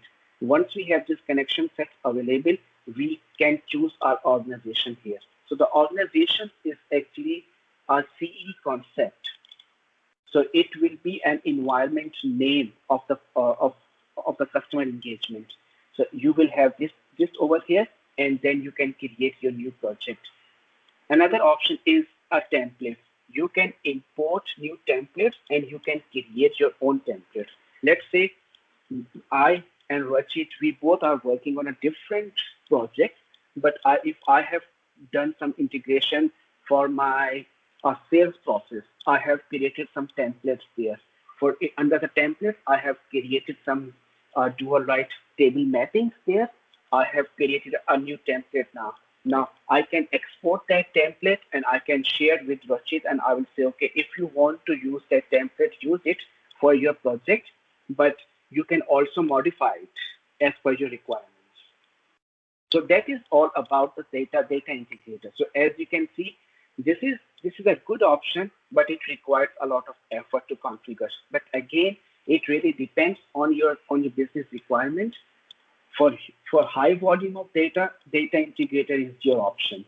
It's a one-time setup, but you can schedule it. Once you have your projects created here, you can schedule it. You can run on a certain time. So that was about the data integrator. Now, if we switch back to the finance and operations side, and if we go back to your data management, we have these. This is how it looks like under data management. I'll quickly go from here, data management. So your dual right setup is actually lives within finance and operations. You do not need to configure outside. It lives within finance and operations. It's an extra tile sitting over here. So what you have to do, whoever is going to configure the dual right for the first time, you have to have an admin access to your finance and operations and the customer engagement environment. So I did write a lots of blog over here. I can share that link in a chat window in a shortly. Then you can go through about my blog, and there are lots of Microsoft Docs article about how you can configure a step-by-step guide for your finance and operations and CE. So you have to have, so whatever the users you are going to use, so what the user which I have used it here for my F query here. So this user has to have an access to, as an admin into finance and operations and customer engagement. So that's a really important point. And whatever the user you have used to configure the dual right, that user can only add the new table maps. No one else can add the new table maps then. So what it does here, customer. So it provides, and then once you have your environment ready, or you just need to link the environment, and then in the environment linking, you just go and choose your legal entities. So if you have 25 or 30 entities, you can choose out of like maybe 3 or 4 legal entities. These are the legal entities you want to integrate between finance and operations and customer engagement. Dual right only works between finance and operations and customer engagement, no other external application. Dual right does work on any demo environment, providing both the environments, customer engagement and finance and operations, have to be onto the same tenant. So that these are the requirements. So if the environments are not onto the same tenant, you cannot connect. So this is the tightly bound between finance and operations and customer engagement. Now, if we go back to the dual right here, all you have to do once you get this environment up over here and link the environment, you just need to apply the solutions here. So it's very easy, very straightforward process. You just apply whatever the solutions you have created or you have got from Microsoft. This is the solution, and then you apply that solution. This solution is the list of out-of-the-box dual right table mappings here. So these are all out of the box. You can see here, this is the publisher here. So whatever if you have modified or if you have created your own publisher into customer engagement environment, you can see over here.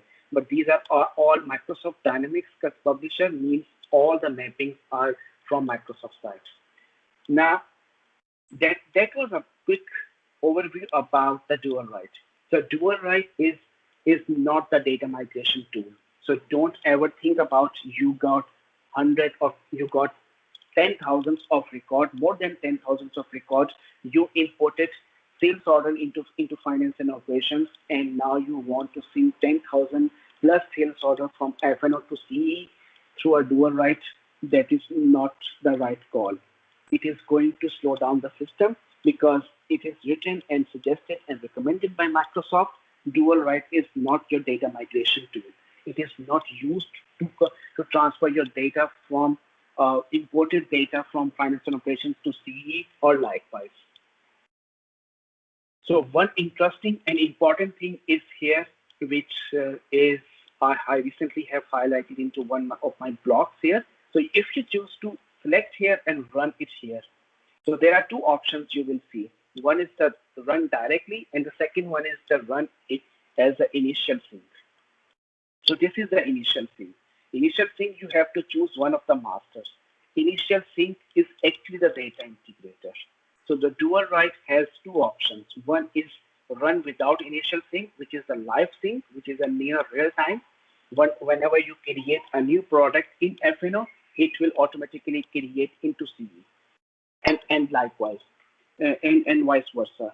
And if you do an initial sync here, is you have to choose one of the masters here. So if I want to copy all my products from finance and operations to CE environment, I will say, okay, I want to copy this one. So as part of the implementation, it is recommended, highly recommended, if you are importing all the products and later if you want to copy these products from finance and operations to CE, keep the job stopped here. Do not keep the job started. Stop it here, import your data into finance and operations, and then do the initial sync. It's a very powerful feature here, initial sync. It actually provides you a lot of different options here. So if you go back here, it actually provides you, okay, what happens with my initial sync details. It lists down all the errors and upserts. Upsert means whatever the insert and update happens as part of the process, it will do like this. Then moving forward, we got the last option, which is the virtual entities. So if we go back to the finance customer engagement environment over here, so what we got here is, I'll just check, I did open it somewhere, but anyways, I'll quickly go to the advanced settings here.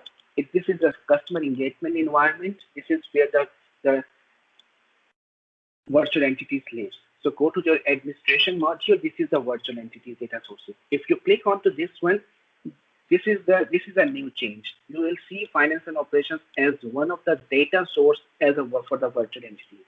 And how did you get this one? You have to install a solution.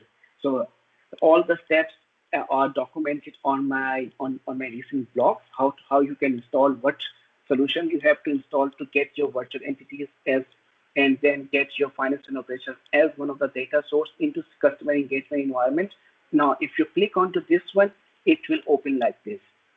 This is where you just have to provide your target UI, which is the finance and operations, and then your tenant ID, tenant here. This is an application ID. Application ID is you have to create a new Azure Active Directory into Azure and then use that one here. So for all sort of integrations, you have to have an Azure Active Directory. So with this one, if we go back to our demonstration, I'll quickly see if I haven't missed anything there. So this is where we talked about the virtual entities, and then we go through the demo, and then if we quickly look into the data warehousing integration options, what are these options available? So as we see, we actually saw these two options here, customer engagement and finance and operations. So we talked about the data integrator, which is still there. We talked about our dual write-in options, which is still there. Then what we got, there is another technology in regards to common data services, or you call it Dataverse, which is a common data model. And this is called the data lake. This is where it calls the data lake. So data lake is available quite some time, and Microsoft is working heavily onto the integration with common data services, which is CE, respectively, and also for the finance and operations. So every Microsoft strategy or the roadmap is to get all the data into the Azure data lake. So what happens if the customer or your client or yourself wants to get your data, bring your data, and you have your own lake sitting out somewhere, you want to get your data integrated with your customer engagement environment. CDS connectors are available, and we do have this Azure Data Factory and Power BI data flows available out of the box, which actually lets you connect your customer engagement with your customer's data lake out of the box. This is the out of the box data integration. As I said, it has all the built-in capabilities. It will build continuously, pushing the CDS data into your lake. So what you are getting at the end of the day, you are getting customer engagement data, which is the CDS data, which is the Dataverse data, which is also the Power Platform data. It's same. This database is used heavily for everything. This is Dataverse. This is common data service. And you are continuously pushing this data back into your own lake here. Now, what's missing here is only the FNO data in data lake, which is, again, you can get. This is the path. This is the roadmap where Microsoft is working, and then you get your data, finance and operations data directly into your lake here. Now, what happens as part of the data lake here? We got our finance and operations. We do have the entity store out of the box coming with finance and operations. We do have an option using the BYOD. But where did this lake come from? And what is the concept going on? What is the whole mystery is there? We are getting a lake. We are getting a lake. What's going to happen? This entity store is going to move from finance and operations, and you are dumping this into your lake there. And what would happen with my BYOD? It will again move from finance and operations, and then it will move directly within a lake. So then you don't need data BYOD. And on top of that, there are so many other applications you can have. You can connect directly with your finance with your Azure data lake here. And then next step would be, if you have your own database, you bring your own database, you get your own database. Let's talk your own database with the Azure data lake here. Then you will have all your file system. You bring your all file systems through Azure Block and upload into the data lake here. And then on top of that, you can use machine learning, do some analytics over there. And this is the upcoming feature where Microsoft is bringing so much about. That's what we have talked about here in the middle part.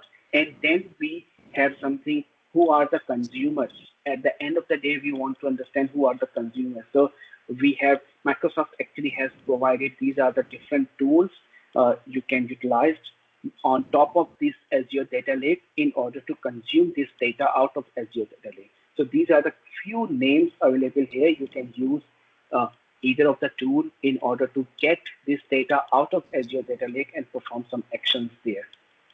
And importantly, Power Platform features, everything is remains here. This is the basis. Now, business events, as we talk about, business events currently live in finance operations. So this happens on the alert or trigger based. But upcoming feature is Microsoft is actually bringing all your events back into your Dataverse. So you will get all the events directly into the CDS. Now, if you want to read about more about this data lake, what's coming and what's happening, you can read through this particular. Now, if we go back to, I quickly wanted to show you one thing here is, then I'll hand over to Varchit. So if you go back to your Power Apps here, and this is where if you go back to your data, and then you say export to data lake. This is a current process, but this process which we have talked about, this is currently in preview, and this will be quite similar to this one where you have to provide your connection streak, your resource, and then it will ask you, okay, where you want to upload your data. Once you have uploaded your data or your files, you just have to use Microsoft Azure Explorer to get your data there, and it will be very, very easy process there. So from there, I'll just hand over to Rachit, please. Thank you, Faisal. That was a great walkthrough. So this is the summary slide. Considering we have 10 minutes left, I was actually troubleshooting why that data package failed, and actually it worked after that. So that's the fun with the demos, that when you showcase it fails. Can I quickly share my screen, Faisal, and just give a walkthrough of what of that package API? We have 5 minutes. Sure. Yeah, I'll just share my screen and then I'll come to the summary. Let me know when you can see my screen, guys. So if the package, those who were present in that package API call, so if the package succeeds, then you get this message. So what happens is that all this data got created. I'll just quickly show you one more package push. So what we have is, in this package, we have got customer groups from number A006 till 10, which do not exist in the environment. So let us give it a try now. Let me bet on the technology. I hope this time it works. So I ask a URL to save. Let us see if it gives me, or if my token has expired. Just give me a minute. Bear with me. Yep, so I got a URL. Now in that package, in that URL, I'm uploading this file. It says created. Now I say import. I hope it works this time. It says yes, import. It has received this file, and let us see. So if I say now, see, it is at the moment not run. So I'll have to wait, because the framework will pick this file and will start running it. So in the meantime, while we are waiting, we'll go here and say, let us look at the data projects, the import data projects. So as you can see, this one is sort of just executed. So if I go back to my Postman, if I refresh, it says succeeded. So this is how my success of a file upload looks. If I go back to my customer groups, I can see A6 to 10 are here. So that was just to summarize that scenario. Coming back to the slide, on the summary, we have now here a snapshot of all the different type of capabilities we discussed within finance and operations and outside finance and operations. So on the left hand side, we have within finance and operations, we have OData, synchronous, DMF package API, asynchronous, recurrent API, asynchronous, and custom services, which is X++ classes. So you can write your custom logic in these custom services, and this also supports your SOAP-based protocols. In data warehousing, we have BYOD, which is enabled through data management platform, which you can also use to get delta out of system. But as Faisal mentioned, it might depreciate in few years. No official dates announced yet. ADLS is the next big thing with regards to data warehousing and entity store, which drives your Power BI.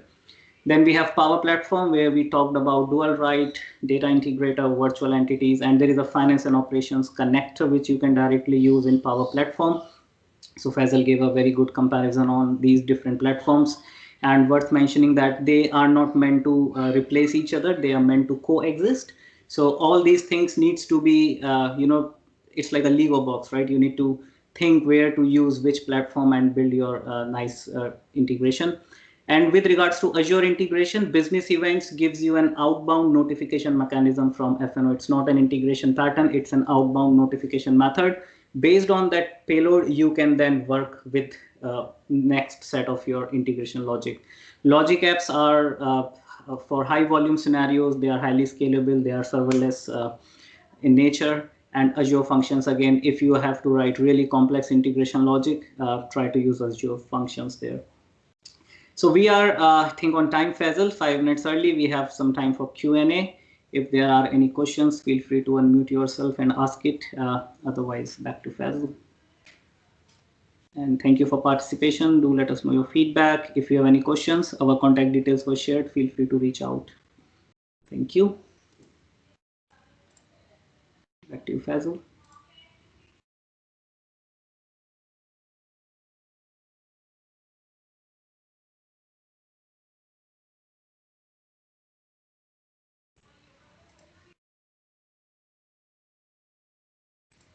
Or you can type in your questions. We have 5 minutes.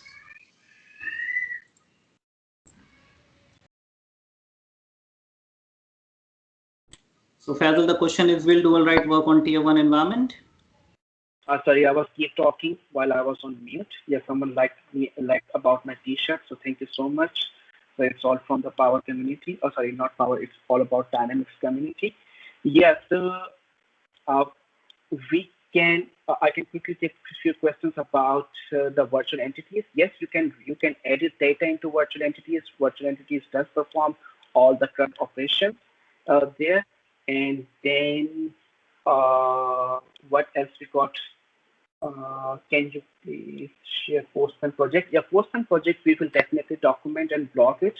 So please do follow my and Rajit's blog, and we will provide all the documentations and the projects available which we have used as Postman. We will document, we will upload it there. I've shared the Postman link as well. There is a clear explanation on docs how to configure it. So if you browse the chat history, you might be able to see that. Perfect. Yes, dual write will definitely work with a tier 1 environment. There is no limitations of not working dual write in any sort of environment.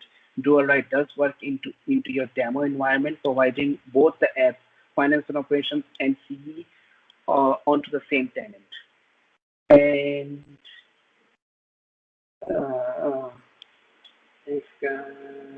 how to write a custom service to return JSON formatted data. This is a purely X++ question. We can definitely give you some links there because that requires an extensive knowledge for X++. You can definitely write custom services. Rajit and I have written some custom services where we have parsed data and returned the JSON formatted. We will keep this question. This is a very good question, and that's really required. And we will definitely do some blogging on this one soon. Initial data sync, you mentioned that it uses a data integrator. What is it? It is not configured. No. So the thing is, once you install the dual write, it actually creates all your connection sets, connections, projects automatically. But you will not be able to see those options or features you call connection sets, connections, and projects into the Power Apps. You will never be able to see those ones. These have been hidden intentionally by Microsoft so that no one can change it from Power Platform. Can you share information on virtual entity configuration for FNO? Yes, I just pasted my blog links there. I have recently documented one of all the steps in there. So one of the processes which I quickly wanted to share here, let me share my screen again here. And this is where we wanted to show you. So what I have done here as part of the virtual entities here. As you can see, this is my custom created form in C, and this is using the sales tax virtual entity from finance and operations. So once you have your data available once you have configured here virtual entities, very quickly I want to like to show in the last minute here, you will see available finance and operations entities. This is the table or entity created as part of the virtual entity solution. It will list down all the available entities, and then once you have selected one of the sales tax groups here, so see, I'm just browsing all the data directly from finance and operations using the table browser or advanced bind into customer engagement. I did use and I created an app here and just use as a canvas app to to to show this data here. So you can even create it your portals here. I try to create portals, but once you have your data into finance into your environment, you can definitely double click. You can edit this data, you can update this data, and it will directly reflect back into your finance and operations. So with this one, thank you so much again for joining us today. We are on time, and I don't want to take much time of my next speaker, who is Ammar Khan. We got Ammar Khan here. And if we have missed any of your questions, guys, we will go through the chat and we will try to answer. If we will not be able to answer today, but we will touch base with you or get in touch with you. Thank you again. Thank you so much, Rachit. Thank you, guys. Thanks for attending and thanks for the feedback. Thank you. And next speaker, we got Ammar Khan here. Ammar Khan is going to talk about how we can handle day-to-day operations using advanced warehouse functionalities. Without further ado, Ammar, it's over to you. Thank you. Thank you, Faisal and Rachit, for giving a great session about the different technical sides. As a functional, it was great to know about those things. Just to start with, okay. So hello, everyone. Thank you. I hope that everyone can see my screen and listen me clearly. Yes, I do. Okay. Hello, everyone. Thank you, Power Community, for providing us this platform where we can enhance our knowledge and share our knowledge with the other community members. A big thanks to all the volunteers, organizers for organizing this event and putting lots of efforts in organizing this event. Last year, it was tough for everyone, and I wish we all could come out of this and start a normal life. But the good thing of last year was that we spent more time with our families and even created a new family through these type of virtual events. My name is Ammar Khan. I'm a senior consultant in DXC Technology based in Melbourne, Australia. I look after areas of supply chain and manufacturing here at DXC. I have a vast experience of implementing Dynamics AX in different countries and industries, such as Pakistan, Malta, Germany, USA, and Australia. I love to volunteer myself for the good causes. I'm working as a volunteer in ANZ D365 FinOps team and also volunteering by Pakistani groups. A part of this professional contribution, I also contribute socially, and I was actively involved in helping people of my country, Pakistan, when they were hit with earthquake few years back. If you want to connect me, with me, you can connect me through my mentioned email and LinkedIn address here. Okay. Let's move to our topic. Yep.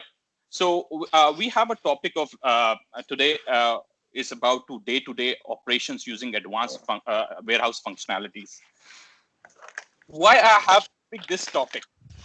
When I just start, there was one of a requirement of my project to just implement this advanced warehousing, and I was not much familiar with advanced warehousing. So there was a thing that which came into my mind, that where to start my advanced warehousing. And at the initial stage, it was quite tough to know that where to pick. So I hope in today's session, what I will try to do, those functional consultants or those business consultant and a technical consultants who just want to know, or who just want to start with advanced warehousing, this session will benefit them. So I hope that at the end you could start and talk about something about the advanced warehousing. Okay, so let's move to our agenda. So we have agenda today. The first is, what is best option for your organization? Whenever you went to your client, they always ask you whether to use the inventory management system or basic warehousing or advanced warehousing. So you have to give them the answer with a good thing.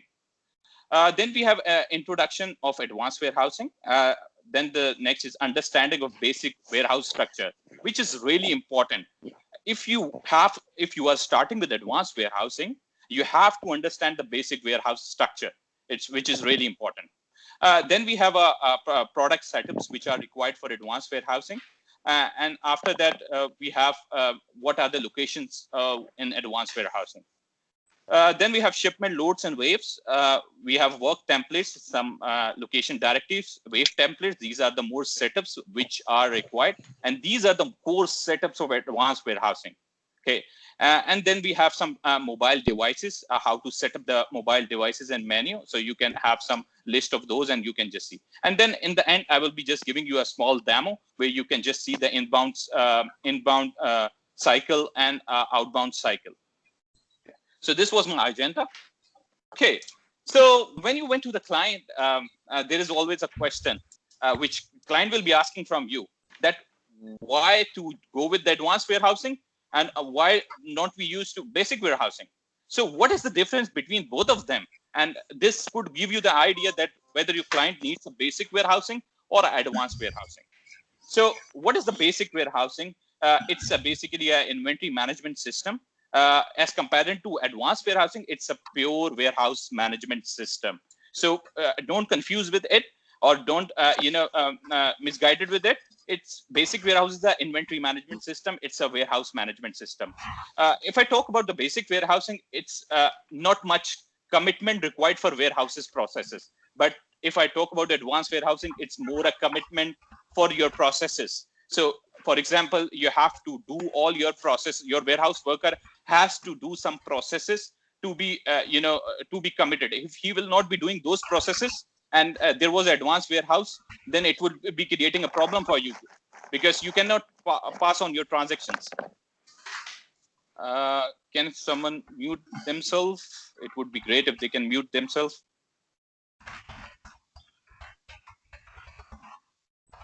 Okay.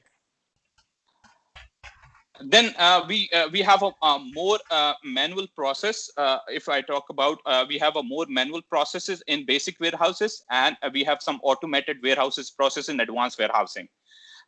Then the biggest thing is here in basic warehousing, we don't have a scanning capabilities, not available out of the box. But when we talk about the advanced warehousing, we have an integrated out of the box mobile devices which we can use for our scanning processes.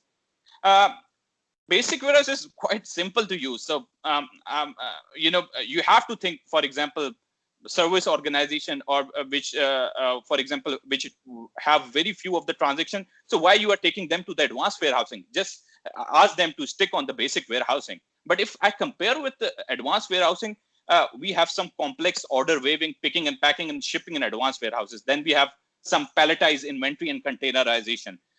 Then we have advanced load and transportation planning. So advanced warehousing is complex, but give you more visibility by streamlining your processes. So whenever you are going to your client and asking them the questions or their requirement, you have to map with these differences. So for example, if your client is asking that I would need a scanning capability out of the box, so I think the best option would be to use the advanced warehousing. Or for example, if he's saying that, I want to keep the record of all my workers, that or I want to create the work, pick, put, or I need to create some complex waiving or picking or packing and shipment. I have, a good process of it and I want to record into the system, then propose him the advanced warehousing. But for example, if he don't have much transactions or he don't have a complex warehouse structures, please don't propose him the advanced warehousing. Just stick with the basic warehousing because it would create a problem for him in the future. Okay, so and we always work for our clients, so we have to just look after what actually our clients need. That okay. So and there is one more thing. every time client asks me this question, that I have 10 warehouses. Can my 6 of them warehouses would be the advanced warehouses and 4 can be a normal warehouses or a basic warehouse? Yes. So mixed mode warehouse management approach can be used depending on the needs of your business. Advanced warehouse management can be used for some warehouses and basic warehouse management can be used at others. Okay. So this was the comparison, which there might be other things as well. Sometimes clients want some different things, replenishment, but I have keep it short, but many functionalities can be added. And then you can ask your client about what exactly they want, and you can judge whether they want advanced warehousing or not. Okay. So you have to decide about that, what is best for your client organization. Then we have an introduction of advanced warehousing. Okay, so the warehouse management module lets you to manage warehouse processes in manufacturing, in distribution, and retail companies. Warehouse management is basically is integrated with many other modules of D365. For example, production control, transportation management, quality control, procurement and sourcing, sales and marketing. So these are all the modules which are integrated with D3 with advanced warehousing. Okay, so what are the basically what we can do in advanced warehousing? One of the capabilities of advanced warehousing is that you have a full control of your location stocking limits and location volumetrics. For example, you have some locations which has a specific volumetric requirements, or they have specific weights requirement, where you can just do not put the inventory more than that weight. So you can just put your stocking limit quantities. For example, 10 item can become of this particular item, and or 20 kg can come of that particular item in this this location. So you can just set up that one. The first one is that. The second one is that you can just you can control your inventory statuses very in an easy manner in advanced warehousing. Then we have a full badge and a serial item support in advanced warehousing, which is quite common for the manufacturing industries such as pharmaceuticals and the other who are building some who are manufacturing some parts. So serial is quite important for them.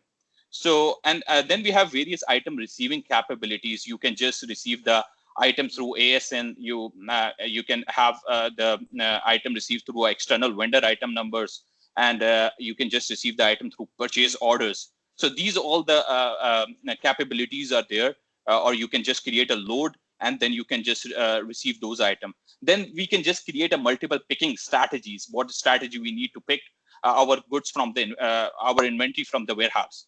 Then we have out of the box support for a next generation of barcode scanners. So scanners can be easily barcode scanners can be easily integrated with it, and we can easily use with it, advanced warehousing.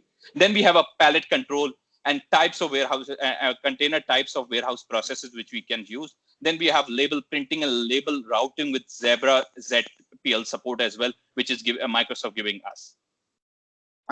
Then we have manual and automatic movement of inventory, which we can just configure if we want to manually transfer our inventory from one place to other, and we can move the inventory from one warehouse to other or from one location to other location. Then we advanced warehouse is fully integrated with quality management system, which is a quality quality management D365. What advanced warehousing will giving you? It will be giving you a full traceability of your worker, how they are material handling their products. Then we have manual packing and automatic containerization support. So you in many organizations you keep the products as a single quantity, and then you just take it to the specific area, and then just you pack those products, and then you ship your products to your customers. So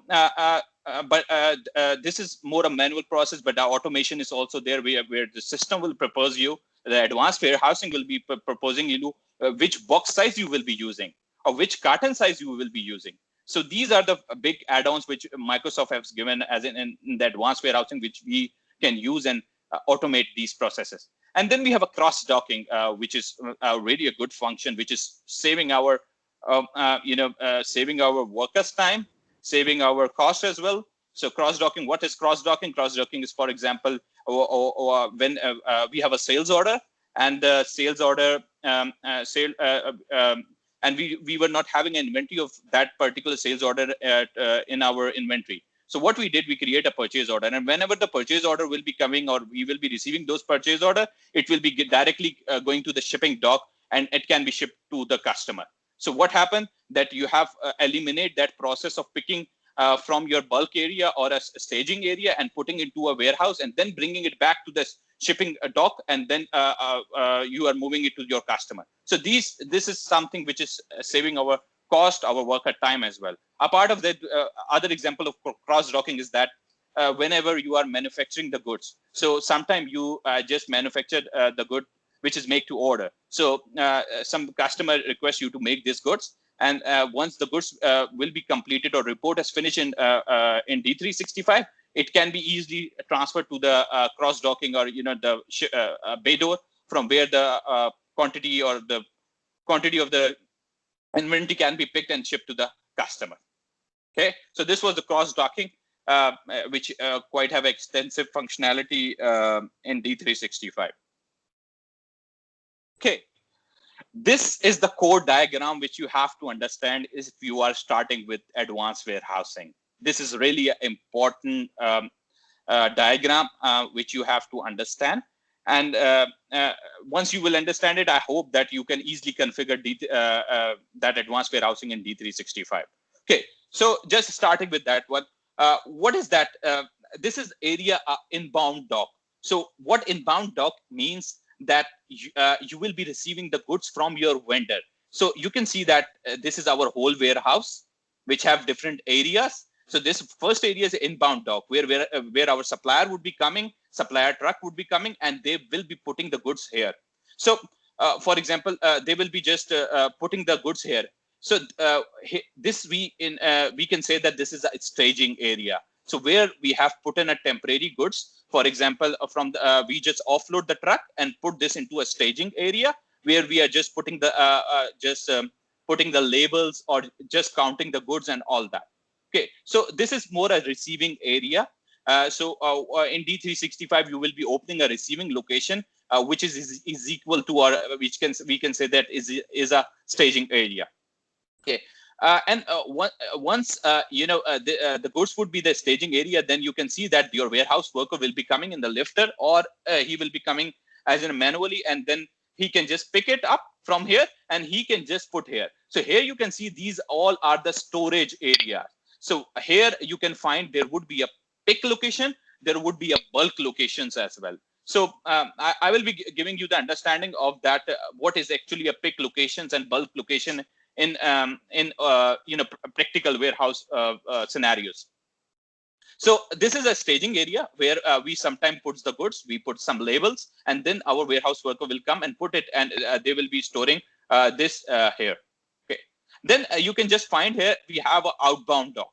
So outbound dock is what when we are shipping to our customer. So what we will be doing, we will be bringing those goods from our storage area to our shipping area. Okay, I just missed one step, which is a packing area. So sometime, which I discussed previously, that there might be an inventory which would be at the loose inventory. So there would be a packing station somewhere here where you can see that you will be packing the goods.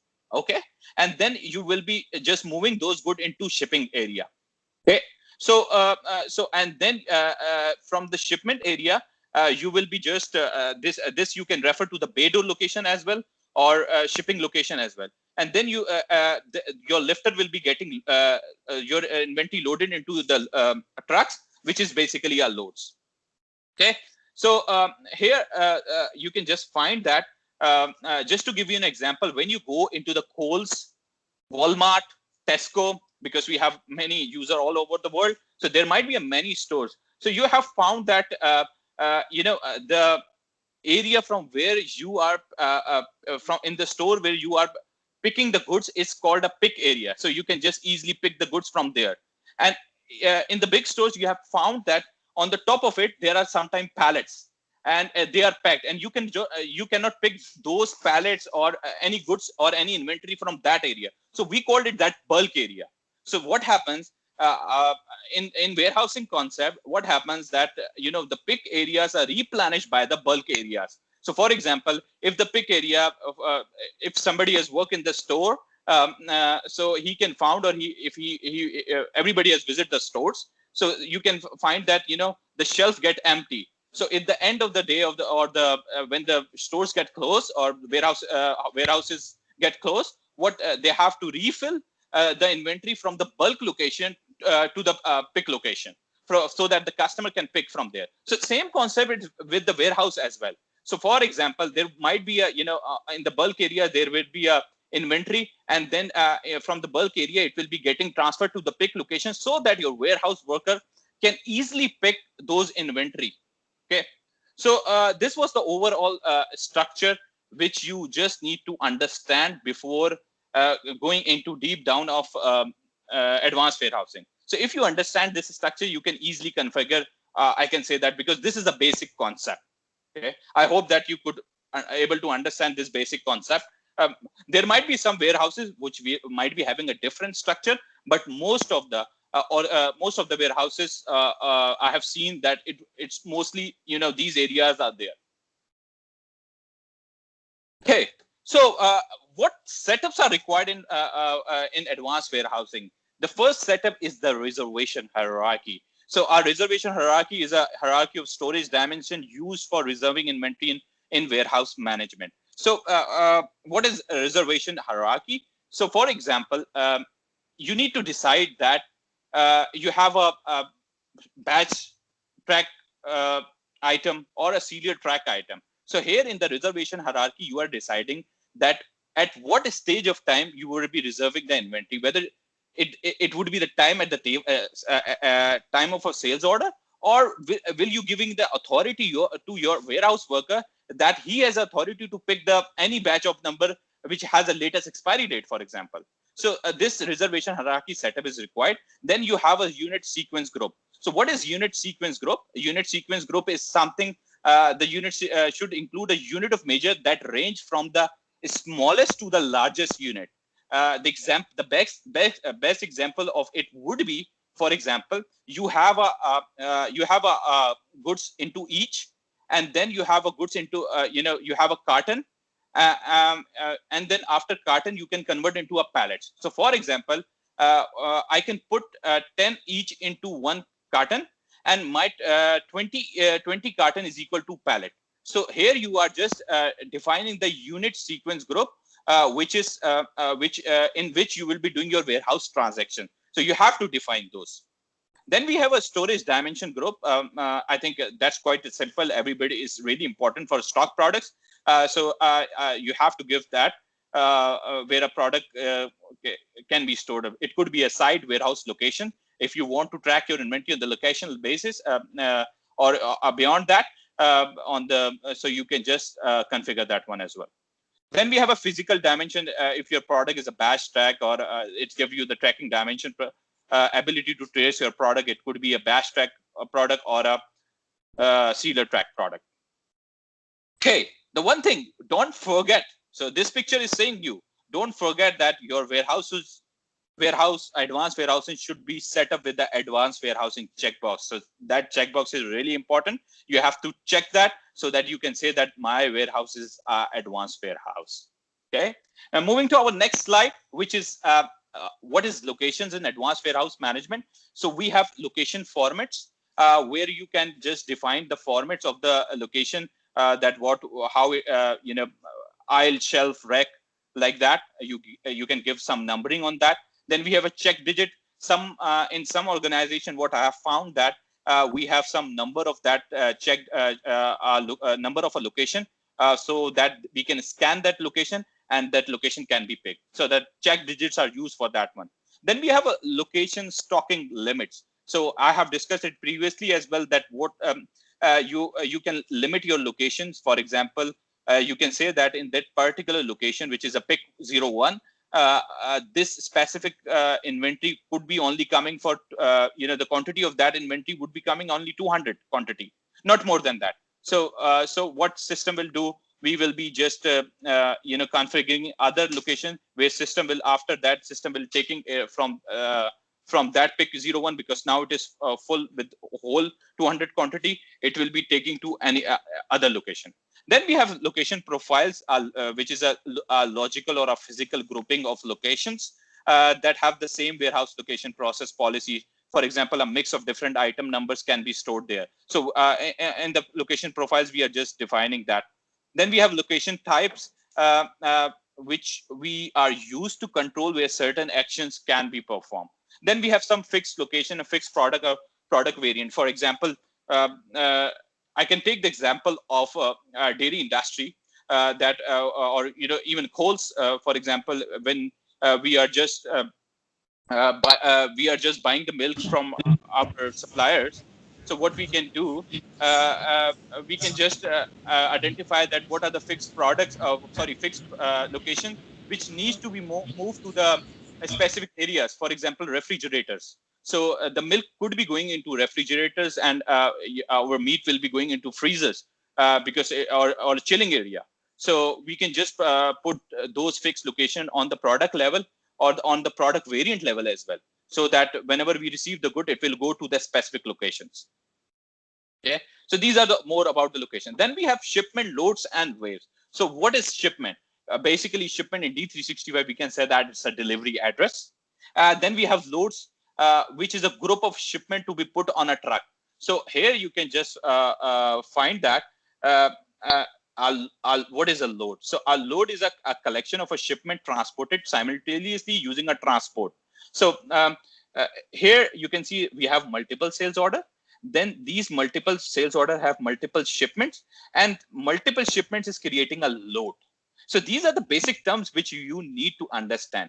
Then we have a wave, a group of shipment to be processed in the warehouse. So a wave is basically is processing a group of shipment in the warehouse. So and a shipment, a collection of one or more orders or order lines heading to the same destination address within a load.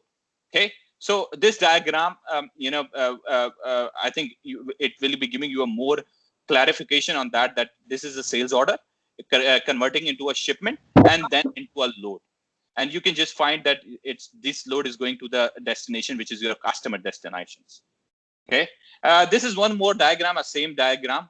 Your sales order can be into a multiple shipment into a pallet. Then the wave processing can be done. And here, different different configurations are used to just fulfill our customer orders. So this is one of diagram which is just reflecting our previous process as well. Okay, so one of the biggest setup in advanced warehousing, after understanding the warehouse structure and all that stuff, and the configuring on the product level, we have those work templates. So what is a work template? A work template is basically a tool where you will be defining that what would be the work for those particular area. For example, purchase order has been received. So for the purchase order, a work item must be that somebody will be picking the goods and they will be putting into our bulk locations or a pick locations. Mostly it is put in a bulk location. So what we have a work template of purchase order of pick and put. Okay, here you in the diagram you can just see that we have a it can be for purchase order as well and the sales order as well. So I just take the example of purchase order. So here you can have the pick and put, and you can just you can just configure it according to your needs. Sometime it might be the case that you have to pick it and put into a packing area where your people or warehouse worker will be packing those goods, and then you will be somebody else will be coming there who will be picking those packed products and then taking to the load or truck area or a shipping area where you will be loading into trucks. Okay. Then we have location directives. What are the location directives? So location directives are used to direct work transaction to appropriate location in the warehouse. How could system know that where to take it?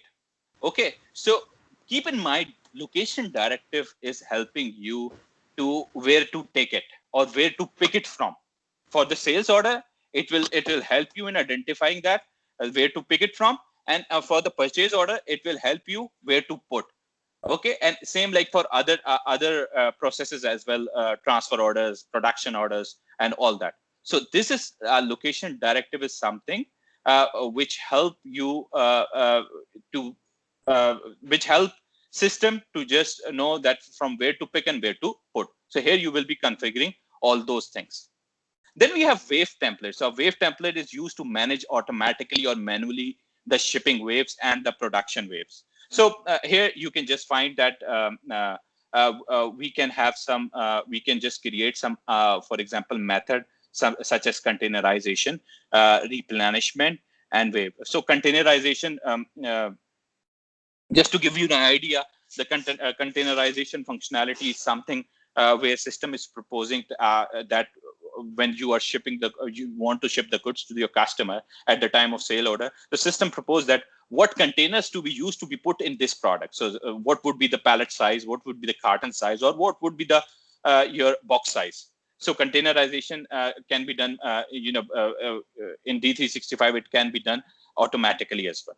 Then we have a replenishment, a replenishment here as well. For example, your workers always pick from the pick locations. So you have a policy that if the pick location is empty and you have a sale order and your worker has to pick the inventory from the pick location, so what system automatically do in D365, they can just create a replenishment work from which the purpose of the work is to pick. The warehouse worker will first go to the bulk area. He will be picking the goods from there, and for example, he has picked 20 kg of products, but actually for the sales order it would require 5 kg. So he will be keeping the 5 kg and putting back that into a pick location, and then he can move it to the or taking it to a pack area or a staging shipping area so that it can be shipped to the customer.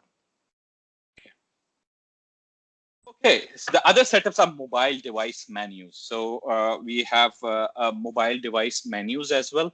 So in D365, you have to set up some mobile devices, device menu and menu items as well, which your warehouse worker will be using. So here you, in the example, you can find that I have set up some main setup, and then we have some inbound. So in the inbound, there would be a different tabs which your warehouse workers will be using, and outbound, there would be a different tabs. For example, in inbound, it would be a receiving options, or it would be a picking and putting options. Okay, so these mobile devices menus you have to create so that you can perform your warehouse activities. Okay. Okay, then this is important something. We have three methods to execute warehouse mobile function. So if I compare it with the inventory management, which is, I can say, that basic warehousing. So there we can just when we create a product receipt, there is no such work created for the warehouse worker. So only a document or a financial transaction is created when our warehouse worker is creating a product receipt. But for if you have configured your warehouse with the advanced warehousing functionalities, so you have to give advanced warehousing a little bit of protocol as well. So you have to execute a work, and the execution of work will only be executed with these three options. The first option is that you can install Dynamic 365 finance and warehousing application into a RF gun or a mobile device. Okay, so first option is that. So commonly your warehouse, those people who have seen in the warehouses, or those persons who are working in warehouses, they have those RF devices in which they can just install this D365 finance and operation application, and then they can just use that. Second option they have is to Microsoft has provided basically a warehousing app, which you can find from the Microsoft Store, and it's quite a good app. Here you can have the product pictures as well, and the interface of this app it's quite brilliant, and Microsoft have make it really brilliant. The third thing is that which you can use to execute your warehouse work is a web emulator. So as a consultant, I think you will be mostly using this or this one, because RF devices we could not, once either we can just take it from the client. But these two things we will be using, and most commonly as a consultant, I have found that people use web emulator. Okay, so these are the three options or three methods to execute your warehouse mobile functions. So even here today in my demo, which I will be showing you a little bit of demo of advanced warehousing. So I will be using this emulator. So let us discuss about the basic inbound process flow. Everybody, I think most of the people who are functional and even technical as well would be knowing that process. But just to give that what we will be doing in advanced warehouse, so we will be creating a purchase order. And once after few period of time when our goods are ready, our vendor will come to our warehouse and they will be putting those goods into a docking area. And then there would be a register receipt, and then the receipting would be there, which is I was referring to a staging area. Then those inventory will be transporting into my pick location or a bulk location, which would be a put away. Okay, so this is the basic inbound process flow, and then we have a basic outbound process flow, which is we will be creating a sales order. So, and we will be reserving the sales order inventory. And then we will be releasing a warehouse, releasing our order to warehouse, so that our warehouse person could have a work. So when we will be releasing our sales order to the warehouse, so at this stage of time, our warehouse work is created. Okay, so what you have to do, you have to create a sales order, you have to reserve the inventory, and then you have to release your order, so that your warehouse worker could have the work and all that things for the execution. Then this is the additional step. It might be there for some organization, but it might not be there for some organization. This could be, you can say that, a staging area or a packing area. Sometimes it happens that you have a big warehouses, so you pick those goods from your pick locations and you put into a staging area. Even those areas are not a packing area, but those are a staging areas where you just go there, you just put their goods, your goods, and just then at the end you collectively put those goods and take it to the shipping area. So it's more some client needs this packing or staging area, or some don't want it. Okay, then in the end we would be having a shipment, load, and a truck. Okay, so then we would be having a demo. Okay, let's go to the demo. So I could just give you some basic understanding of the warehouse processes. Okay, so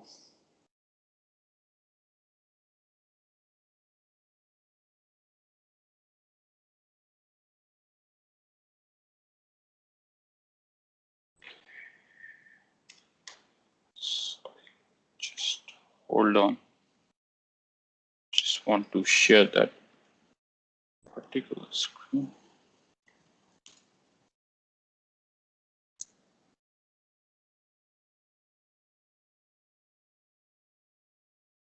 Okay.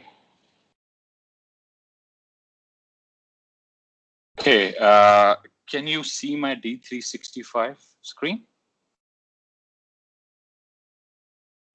Yes, we can. Okay. Thank you. Okay. So here we have a module of advanced warehousing, which is a warehouse management. So you could see that we have those which I was discussing about. First thing was location directives. So if I go into the location directive, so you could have a different location directives here according to your documents. So you have to configure those location directive, which will be helping system to just think system that where to pick from and where to put from. So for the purchase order, it will be put. So there would be a configuration. I will not be going into deep down of this configuration, but this could be a complex configuration as well, and it could be a easy configuration as well as per the requirements of your client. But here you can just see that you can just configure those location directive on different documents, which is listed here. Then I discuss about the work templates, which were work templates was okay. Let us let me go to location just to give you the location. So here you can have the locations as well. So what I have done, I have a warehouse and the site which is INT. So here I have set up some locations here. Here you can just find the list of the locations. Here you can find the location profile ID. So previously I was discussing, when I was discussing about the location profile locations, the location profile ID is quite an important thing. So if I go into the one of the location here, location profile ID, so you can just find that here you are defining the location format, a location type, or some configuration here as well. So for example, use license plate tracking. So in D365 we have that license plate tracking can be used in warehouse to to just move the inventory. So here you can define. You will be defining that whether your location this location profile ID consists of license plate tracking or not. Okay, and then you will be providing that whether particular location profile ID contains mixed items or not. It might be possible that you want to keep one item separately and second item separately. So this you can just set up it here, and then we have an inventory status. For example, we can just do configure that whether we need it or not. Then we have mixed inventory batches. For example, you want to keep your inventory into mixed batches. So here you have to make it yes, so that your system. Otherwise, if you are make it no, every time system will be taking it to other area. Okay, so because see, this is more automation. So if you will be configuring in a right way, so automation will be working in a right way. Otherwise, it will be throwing you error.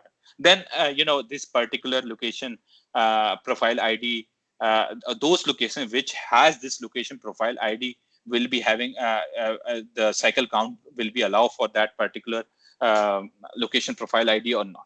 Okay, so these are the few basic setups which are there, and then you have some dimension you can just set up here as well, another as well. Okay.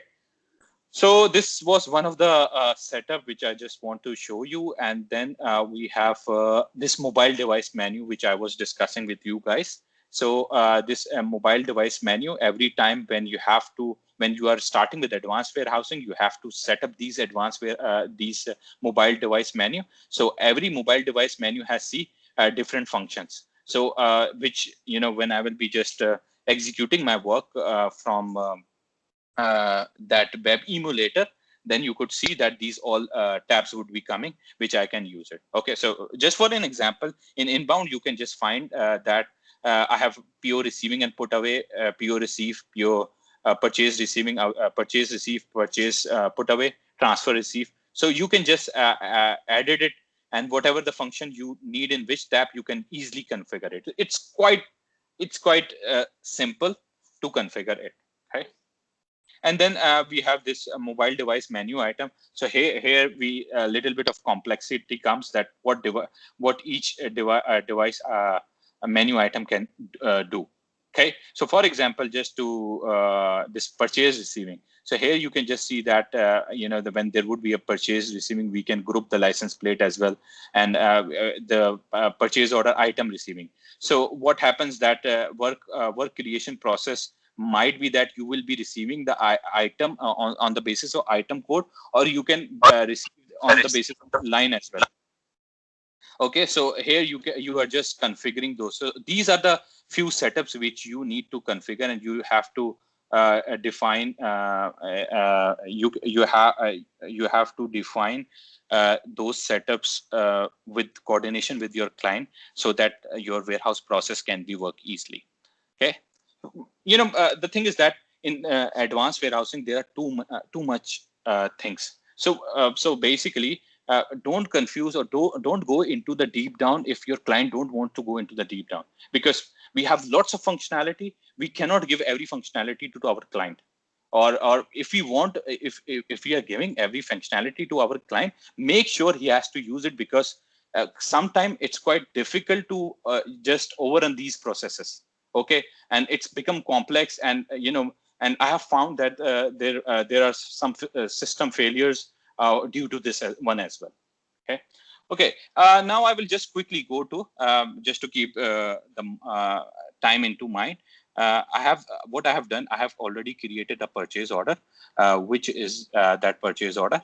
Let me just copy that purchase order and just see that what is there. So I have created a purchase order, which is 252. Okay. Here you can find that I have an item number 2.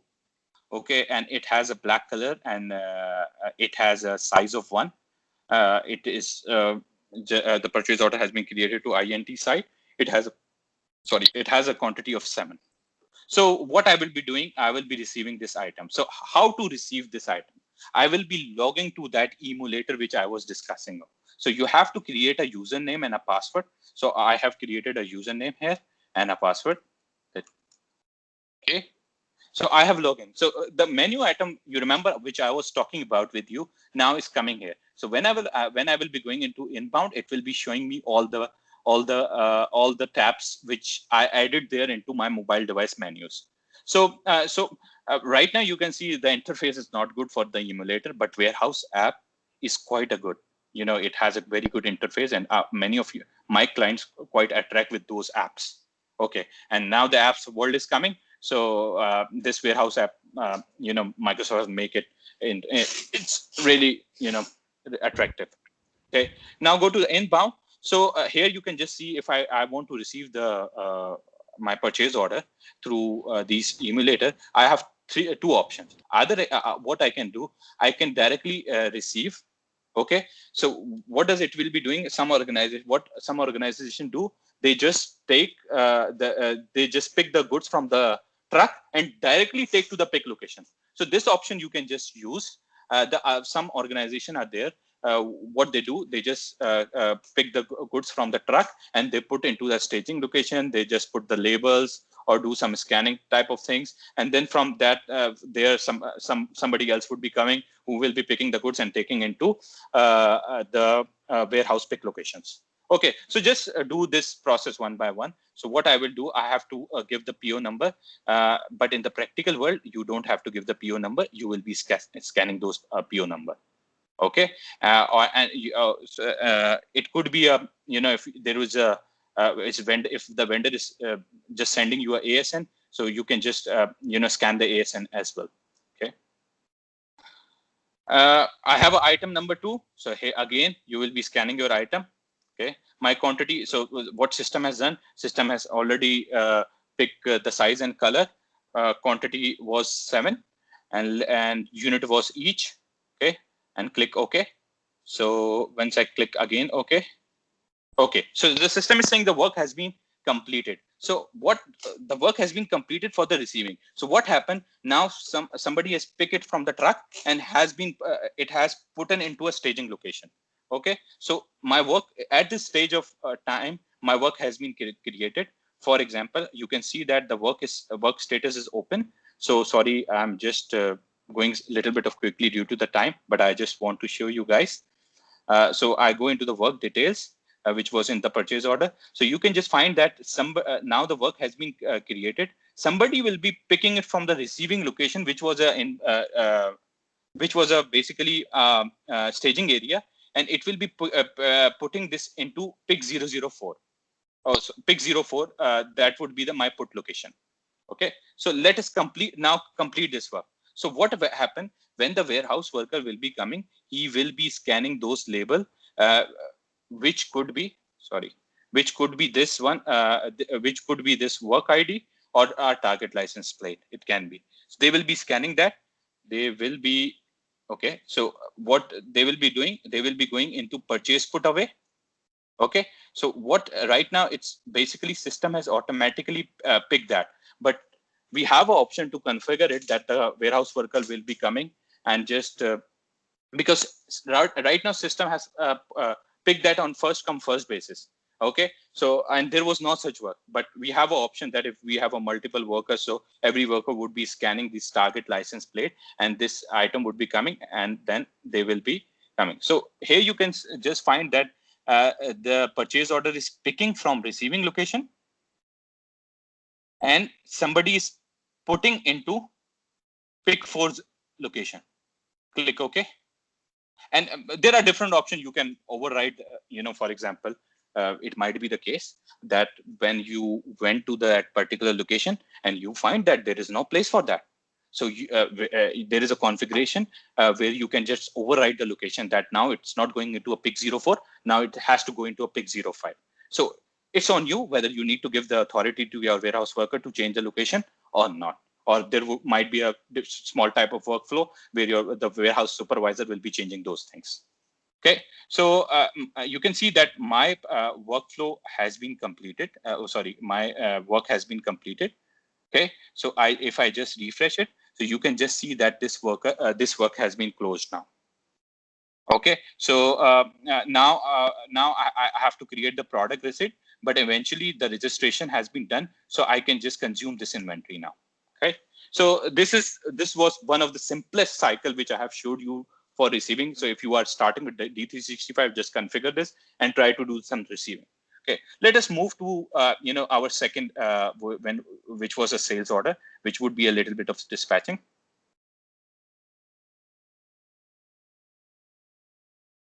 Okay, sales and marketing, and then sales order. Okay, so I have a sales order already there. So let us just use that sales order to save our time. Okay.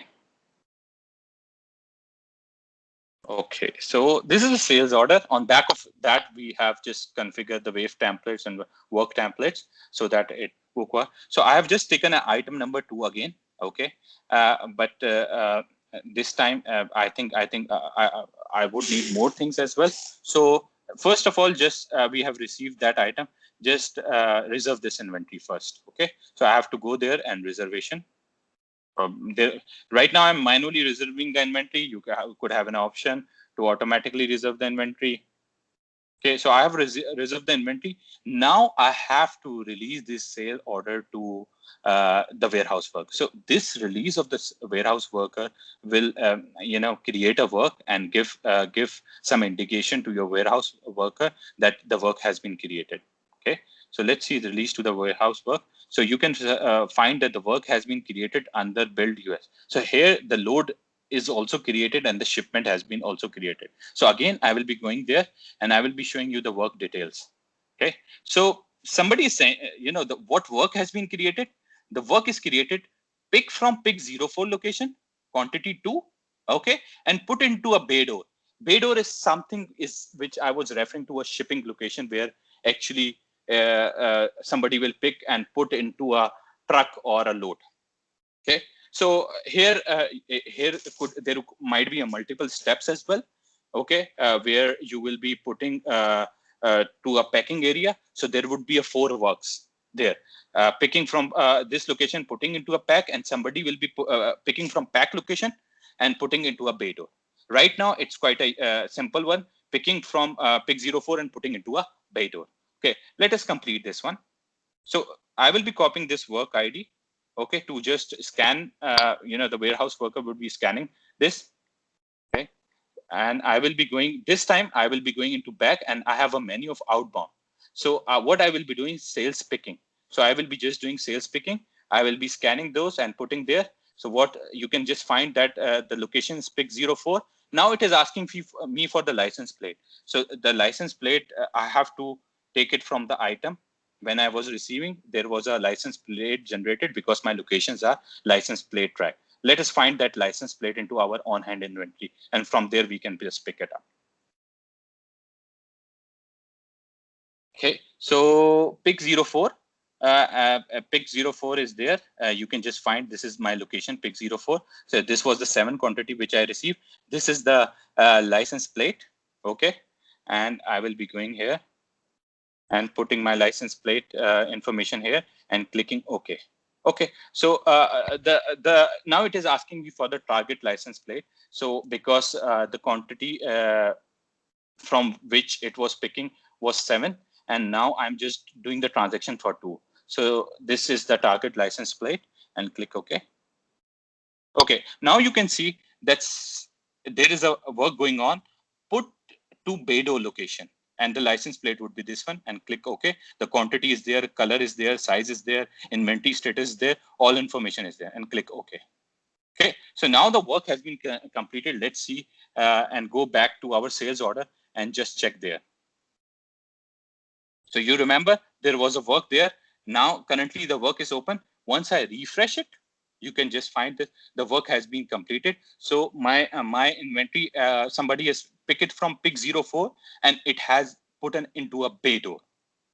Okay, so you can just use multiple, these work template. This was quite, the simplest one, which whenever the organization would start doing the implementation of advanced warehousing. So usually you can give them the demo so that they can understand, because the thing is that everybody needs advanced warehousing, but when we just introduce them the advanced warehousing, it becomes complex for them. So because for running out the advanced warehousing, it's quite important that they should follow the process. Their warehouse workers should follow the process. They have to do certain activities, because our user always want to do the less steps, but in advanced warehousing, you have to do more and more steps, because to make your processes more good, or what I can say that more recording of your warehouse works. Okay, so just so this was something which I tried to give you some knowledge about advanced warehousing, so that you guys could start your advanced warehousing implementation. So do you have any question in your mind? Don't be afraid. I am here to give you answer for all your questions. I will try my best. So you can just see my body as well. So I would try as well. Yep. Do we have any question? Yes, thanks, Ammar, for a great and insightful session. We got a couple of questions. If you can please read it from the chat window. Yeah, sure. Okay. We have 4 minutes. Let's. Okay. Okay. Would you recommend using advanced for healthcare sector where there is no manufacturing but only procurement of medical equipment and devices, pharmaceutical items, fixed assets for the hospital, and a small retail pharmacy? Yes. The problem is not recommending them. The thing is that you have to give your client a awareness, because see, when everybody has done the receiving and the dispatching of the goods into D365 with the basic inventory management, but you can see that here I have done a multiple steps. Okay, so if your client is willing to do the multiple steps and they have good, good warehouse structure, and they have quite resources, so I would recommend to use them advanced warehousing, because it's an add-on functionality which is coming in the same licensing cost. So why don't we use it? Okay, but make sure that they have to use it properly. Okay, the next question is, hi, also could you let me know, can we use the manual product receipt without the emulator? Even thought warehouse management activity on that, it like overriding the work item etc. No, you have to, if the advanced warehousing has been configured, so you have to do that. Okay, so you have to, because you have to do the receiving from there, and then you have to create the product receipt. Okay, that's why advanced warehousing is there. We have basic environment management. Is it easy to move to advanced warehousing? Yes. What previously in the previous years, it was quite difficult to move the basic warehousing into advanced warehousing, but Microsoft have given some add-ons, some functionalities of some forms where we can just where we can convert those fixed setups into advanced warehousing setups. So yes, AX 2012 we have that's not a problem, because there was we have to just check what version it has, but you can convert it. I think yeah. Yeah, I will check it. I have to check it for AX 2012, but for Dynamics 365, we are very much sure that we can just do it, because I always do my implementation into phases, because advanced warehouse is a little bit, it takes more time to organization to cope up with it. So what I do, I do basic warehousing in phase 1 and try to convince customer to be done advanced warehousing in phase 2, because they might be ready with that D365 or other things as well, and they have awareness of D365, so it's easy to just implement advanced warehousing. So I usually do basic inventory management first, and then convert into advanced warehousing. That's it. Thank you so much, Ammas, for all your valuable time and all the insightful features you have explained. If we got few more questions, then definitely we can take it offline. Please feel free to reach out to Ammar via LinkedIn or Twitter. So again, thanks again, Ammar. Thank you, Faisal. Thank you all.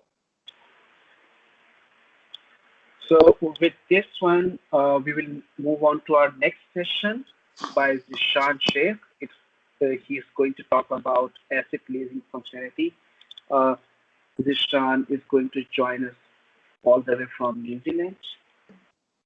Zishan, if you are here, please feel free to unmute yourself and share your screen. Thank you.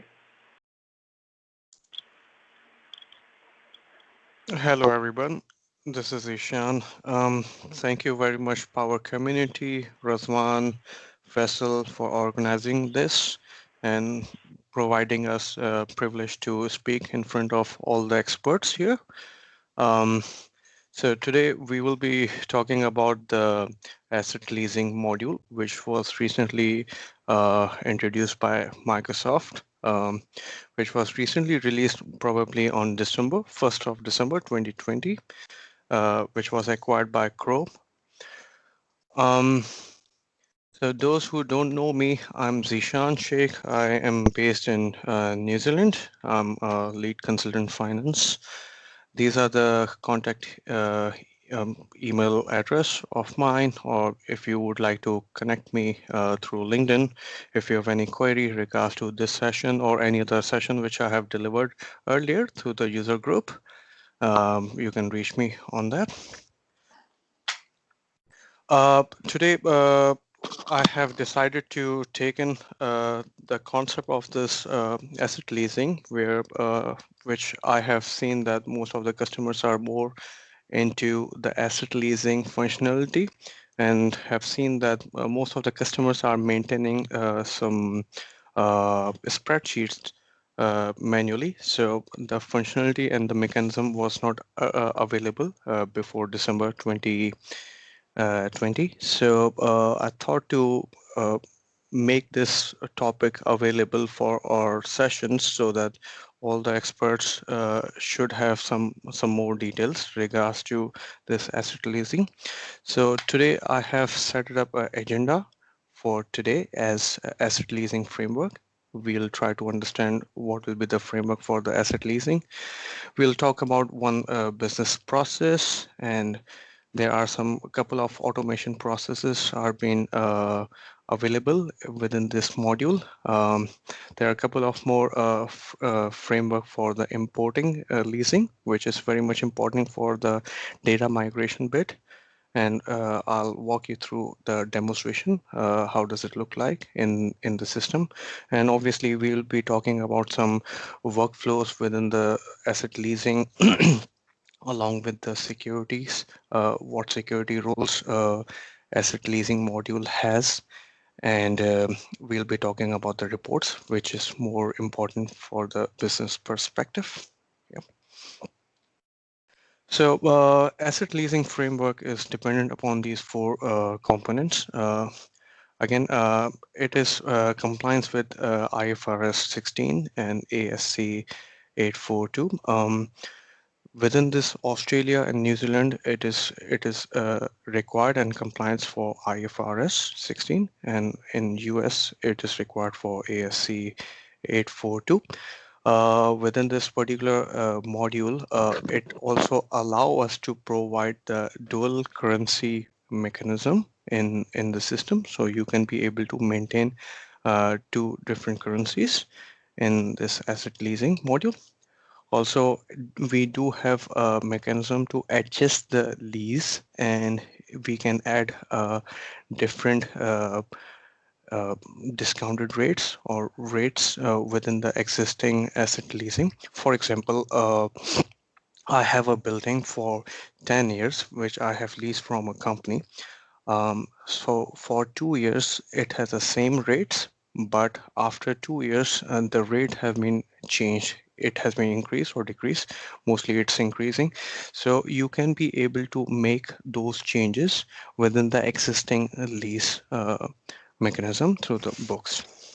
Uh, Within this particular module, we do have some automations in the system where a couple of transactions can be automatically generated. For example, we have some um, um, and the depreciations can be automatically generated for the lease. If we have a asset for 5 years and we are trying to generate the depreciation automatically for X months, you can be able to run your periodic job for that. Same case for your payments, or same case for your expense liabilities. Yep. So system automatically do all these journals on our behalf through the periodic job. And whenever we are basically creating a new asset lease box, or whenever we are finalizing the asset lease contract with the company, so that agreement will be created it in D365 system, which I'll walk you through in the demonstration.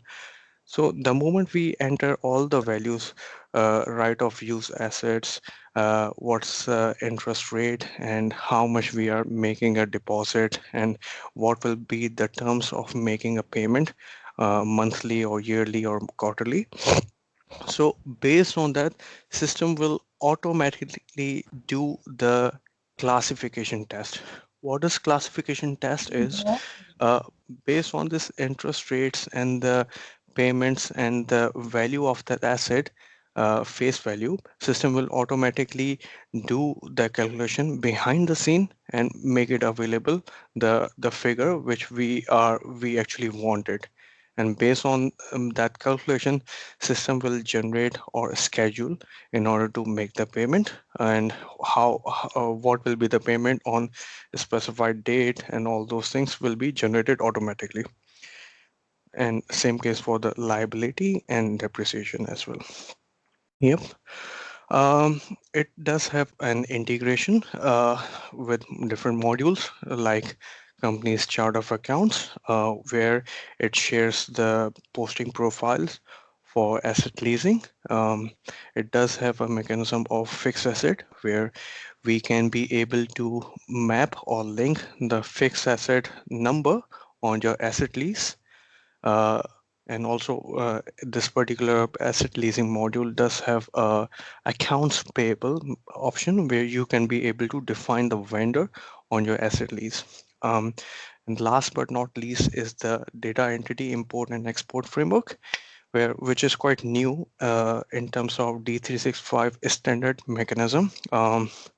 We will be talking about it later on, but so we have been using data management workspace in order to import or export the data for the migration purpose.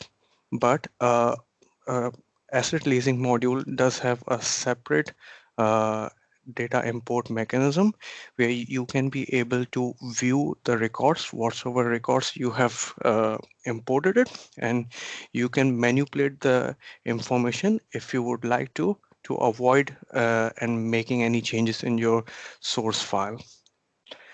The last and fourth option, which is control.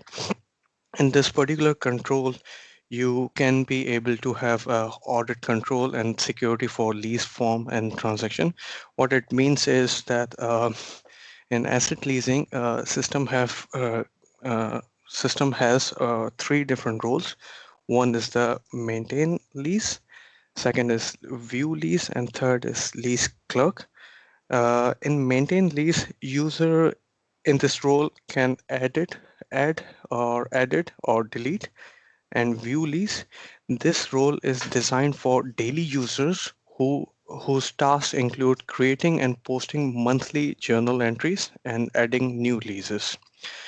Whereas for the view lease, it is mainly used for the viewing purpose, only to view lease records, schedule, and run reports.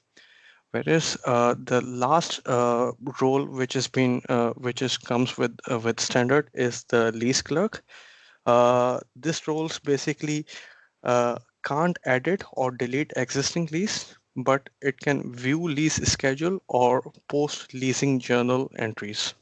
Yeah, so it does have a different specified roles for this particular module.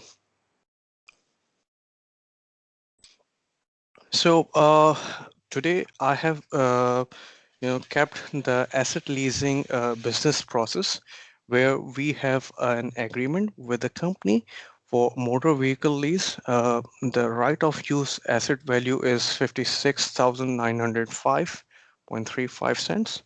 The cash deposit which we are going to make is 12,000 when we are going to have or start the agreement with the company. Can we mute the participant, Faisal, please? Thank you. Okay, so the interest rate would be 7.69 in this case, and agreement terms is for 36 months, which is 3 years. So the monthly installment would be 967.02, and the full and final payment would be 17,500. So this is a business scenario which I have just taken it out from by looking into one agreement. So that's the actual scenario here in New Zealand, which I have just taken it out from the agreement for our instance here. So what we'll do is in the system in D365, we have to create an asset lease in the system and punch in all these detail into the system. Then in the background, what system will do is the moment we will click on the create schedule, system will automatically generate the classification test and validate and provide us the ROU amount and lease liability amount from that. Yeah. So we will be looking into the demonstration on this particular example. So if you see that here, this is a screenshot from D365 where I have defined the fair value of 56,905.35, whereas the interest rate or the borrowing rate which I have placed is 7.69, the one which we discussed. And asset useful life, I have placed 36 months. Here, the compounding interval is monthly. You can be able to define it yearly, quarterly. It dependent upon the agreement which you have made.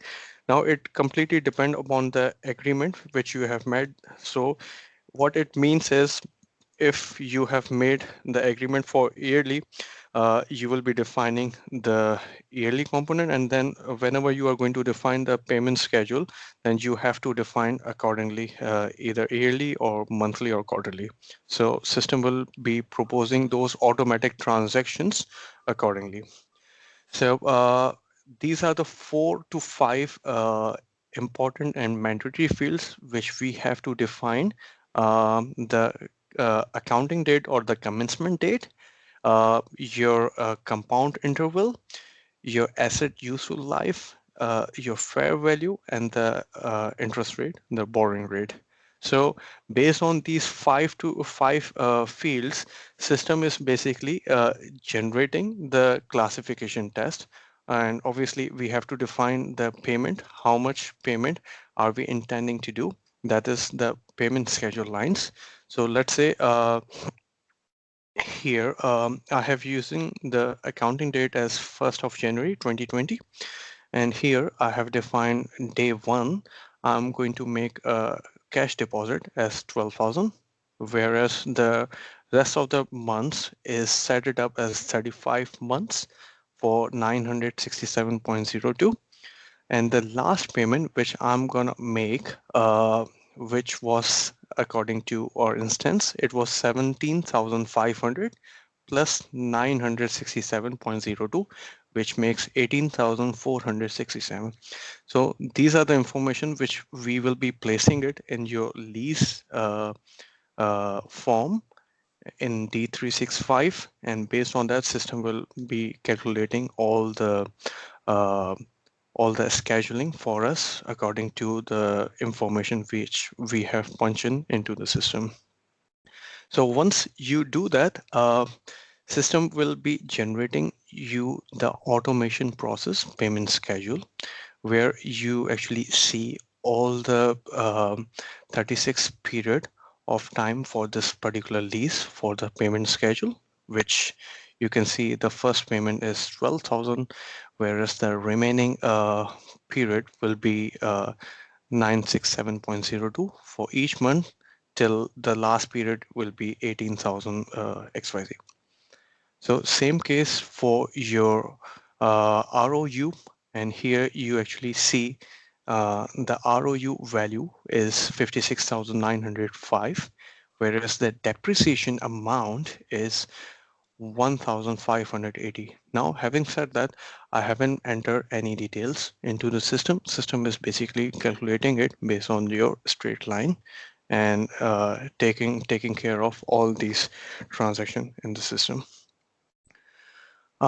Same case for the liabilities as well. The moment you have defined all these lease process, system is also maintaining your lease liability based on your interest rate or the borrowing rate which you have defined, and it is calculating based on the payment which you have actually made it up. Yep. So on the first day we have made 12,000 and our ROU was 56,905.43. Based on that, system is calculating the principal value, the balance, and it is calculating the period accordingly. Yeah. So system is basically doing each and every single thing what we used to do in your spreadsheet. It is already available in the system. So last but not least is the lease import framework, which I believe it's very much important for our data migration bit. Um, as we might well aware of the data management process, which is quite standard, where we usually import or export the data through the data management. But within this asset lease module, what we have seen is we can be able to import the data through the data management. And within this data management, you have a staging table, which is under the asset lease module. What it does is it will allow you to make any adjustment in your existing data, the one which you have loaded it. Now it comprises of three different entities, which is lease details, payment schedule contract, executory cost contract. Now, asset lease import framework is used to adjust multiple leases in one step. With the help of this capability, you can save time, and also it ensure more accurate adjustment by reducing the chance of human error. Yeah. You can use the import process to adjust a lease, or maybe you can update non-financial information or add new leases within that. So I find this particular import option very helpful in order to see the data once you are going to import the records into the system. So here, let's talk about, let me just take you to the system and see how does it look like. All right. right. Obviously, before we go, I'll just walk you through. I'm on my 10.0.16 version, but having said that, this particular asset lease function or module is was available from 10.0.14, and what you need to do is before we start working on asset leasing module, you have to activate that feature in the system. So I'll go to the feature management. Under all, I'll just filter asset leasing, and you just need to enable it. So yesterday I've just activated it for our new environment. So you'll be able to see the enable option if it's not enabled. So it will look like that, and then you will be able to enable that. So once you do so, enable this particular feature, then you will be able to see this asset leasing module in your module site. So let's get started. Let's say now, as you can see, it's just same as the way the other modules, setup, inquiry, product, and other stuff. So I'll just take you to the asset leasing summary, where we will be creating our asset lease agreement, the one which we were talking about in the demonstration. So I'll bring the details which we were talking about. So what you'll do is you'll click on new. Let's say we have finalized an agreement with a company for asset lease agreement for probably, let's say, Toyota Lander, and the fair value of the asset is 56,905.35. Whereas the incremental borrowing rate or the interest rate is 7.69. Now here I'm going to place 36 months. Now lease group, we have to configure it in the system before we proceed further this particular lease. So what information you need to put, I'll just take you to the setup bit so we may have a clear understanding on it. Within this asset lease group, I'll take you to the groups here. If you see here, I have just defined as IFRS 16. Those who are based in New Zealand and Australia, we will be using IFRS 16, and the accounting framework will be IFRS. So all the accounting entries and the treatment will be based on this IFRS 16. Whereas if you're based in US, so obviously you have to choose ASC 842 under the accounting framework, and you should be creating another group book type for that. Yeah. So for now, for this particular bit, what I have just defined is low value threshold. If it's the amount is less than 5,000, then obviously it will be treated as a rent treatment applied on it. Whereas the shortest lease agreement should be 11 months. If it's less than that, then don't consider it. So that's what the setup which I have made. You can be able to create multiple lease group and assign different books into the system. It's dependent upon you. If you need to put different conditions for each and every single group, you can be able to define it. So for now, in this instance, I have just used a vehicle New Zealand. So I'm gonna choose the vehicle New Zealand here. So I'm going to put the commencement date is 1st of January 2021. Yep. These information are just for the, it's not mandatory, but you can be able to define those information based on your need and requirement. So on the vendor account, obviously, it will generate a vendor invoice for that if we are going to place the vendor account.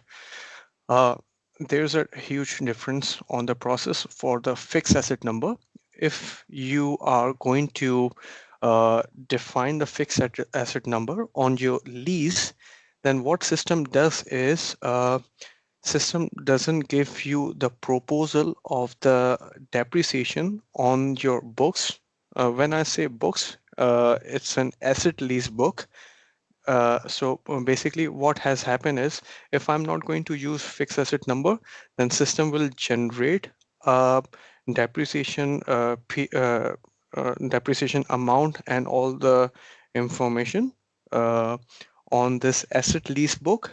But if I'm going to choose fixed asset number here and click on the create schedule, then system will not show us depreciation scheduling for this lease.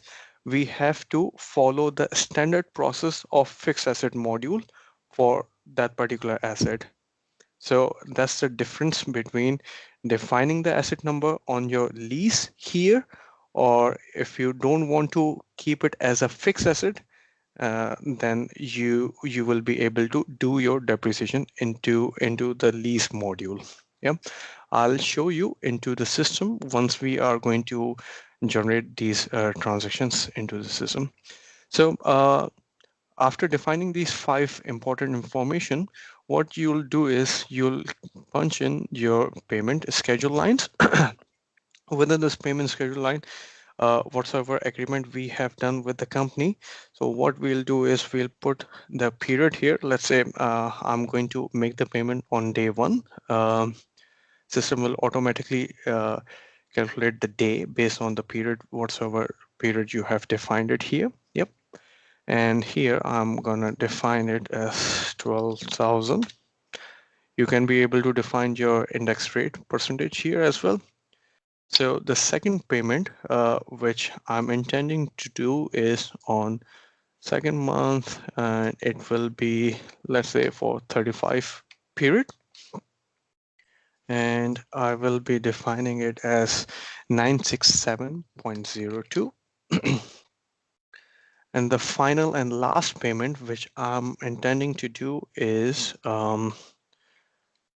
17,500 plus 967.02. That makes 18,467.02.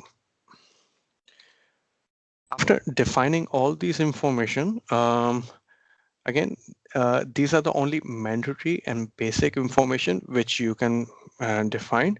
Minimum information you can define on your lease.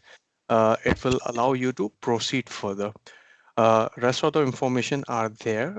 You can be able to define the location, addresses, and other executory cost details, contract details, and other stuff.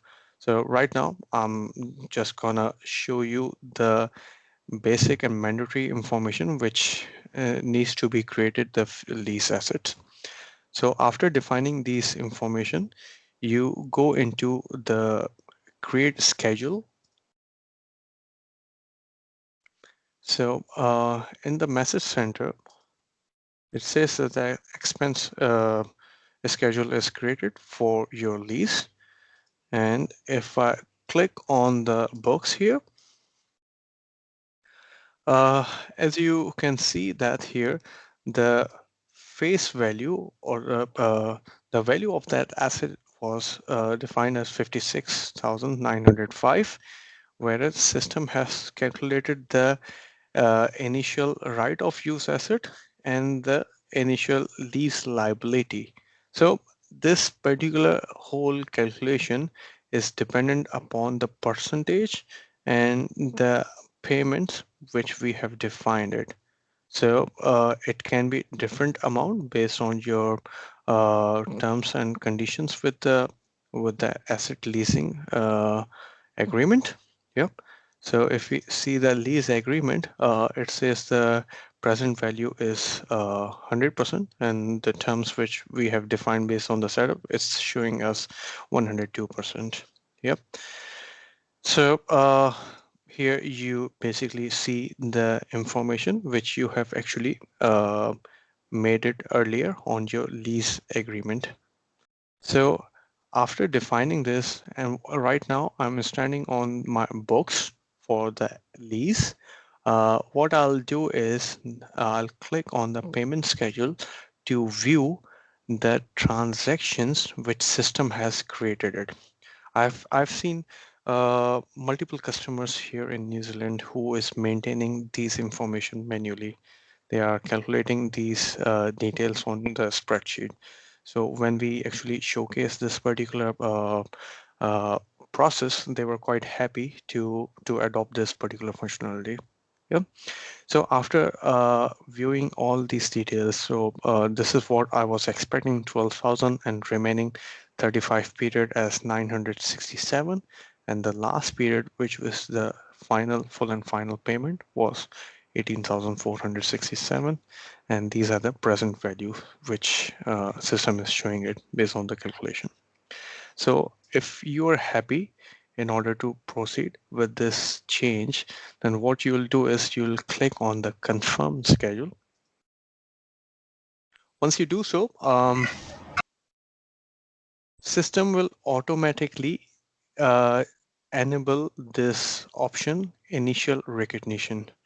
So in this initial recognition, what happens is in the initial recognition of the lease asset, use the calculated present value so that it can be reported on the balance sheet. So if you, before I go into the initial recognition, I would like to show you the schedule for the liability, and system is calculating the period interest for my lease asset based on the information we have defined, and it is driven it based on the lease classification test. Yep. And since I have not defined the fixed asset number on the lease lease form, then system is basically showing me the whole asset depreciation based on the asset value which we were seeing it here.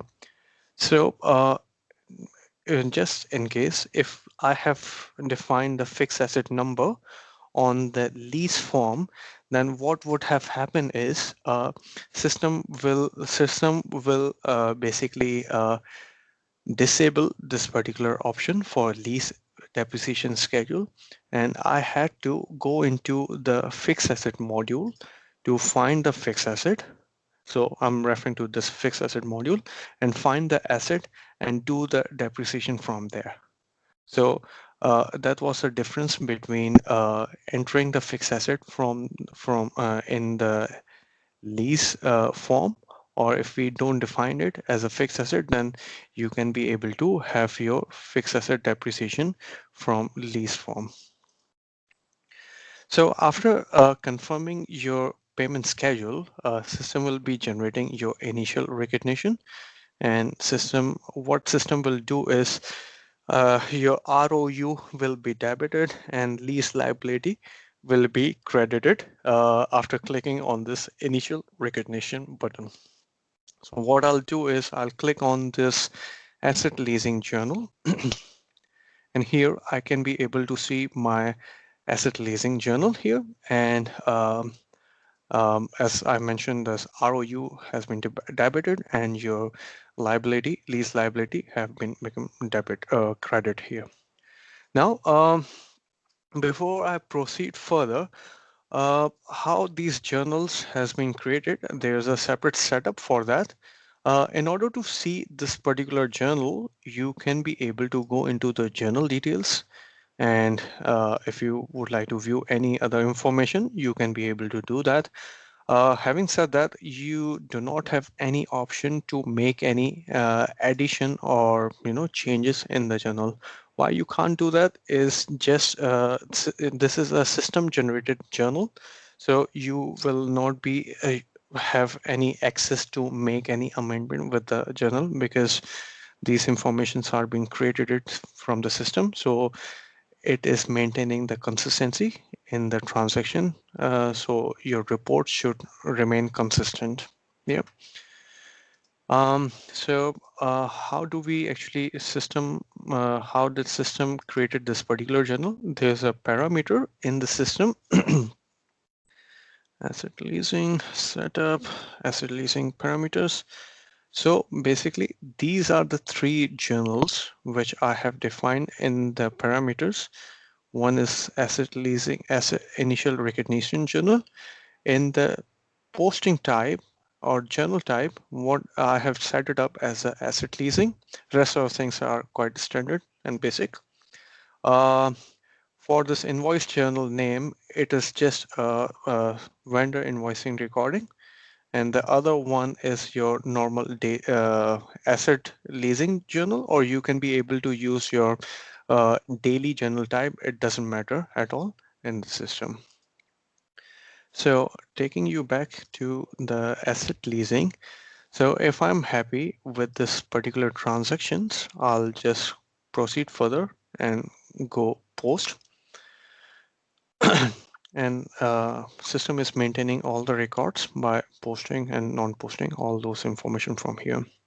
So if I'm happy with the payment schedule, so the first payment should be released. So I'll just click on the create journal. System has created the journal. If I go into the journal here, see the line, as you can see that this asset lease liability has been debited and my P&L account got credit from here based on this particular transaction from the payment schedule. So if you see that asset leasing journal, all these three types, asset depreciation schedule, liability amortization schedule, and your payment schedule, whenever we are going to generate any journal in the system, system will be putting all those journal in this asset leasing journals. So as you can see that my initial recognition occurred under this asset leasing journal. So you can see actually the transactions. Same case for the monthly lease journal for asset leasing, which we have made the payment. So you can be able to see that and proceed further with the posting. So the next step would be the lease liability amortization schedule, where the interest will be defined on it. So if I'm happy with the amount, I'll just proceed further with the journal.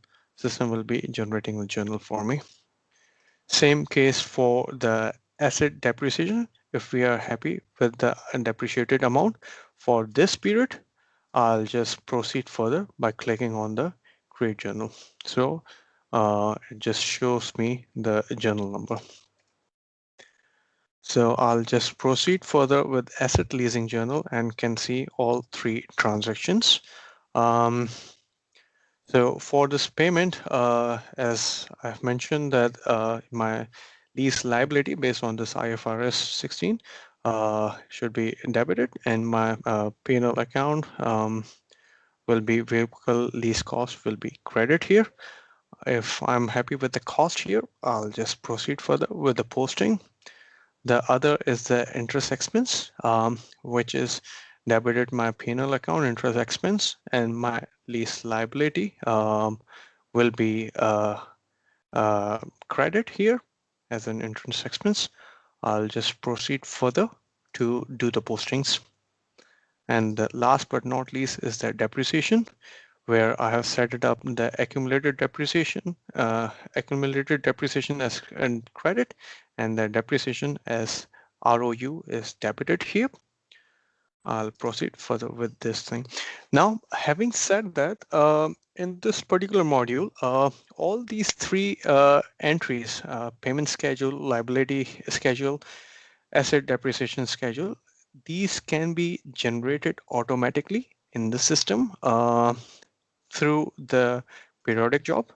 So system have provided us these details by clicking on the create schedule batch. System will automatically generate these journals and make it available for us to review and post the journal. Yeah. So that's the best part, which most of the customers are looking for, as they do not want to go into these options to go into the forms and click on the create journal, since they have created the asset lease agreement into the system. They have already gone through the schedule and they are happy till X date. If they would like to make any changes, like the interest rate has been changed, so basically they have to go into the system and do the adjust lease and make the changes with the rates into the system, and then system will be maintaining the versions of your lease whatsoever changes were being done for the audit purpose. um, Within this particular module, what I have seen is there's a asset lease workflow. This workflow is mainly used for creation of this particular lease. So whenever we are going to do the lease, we can be able to activate the workflow. So it will go through with the process of the workflow based on standard. Yep.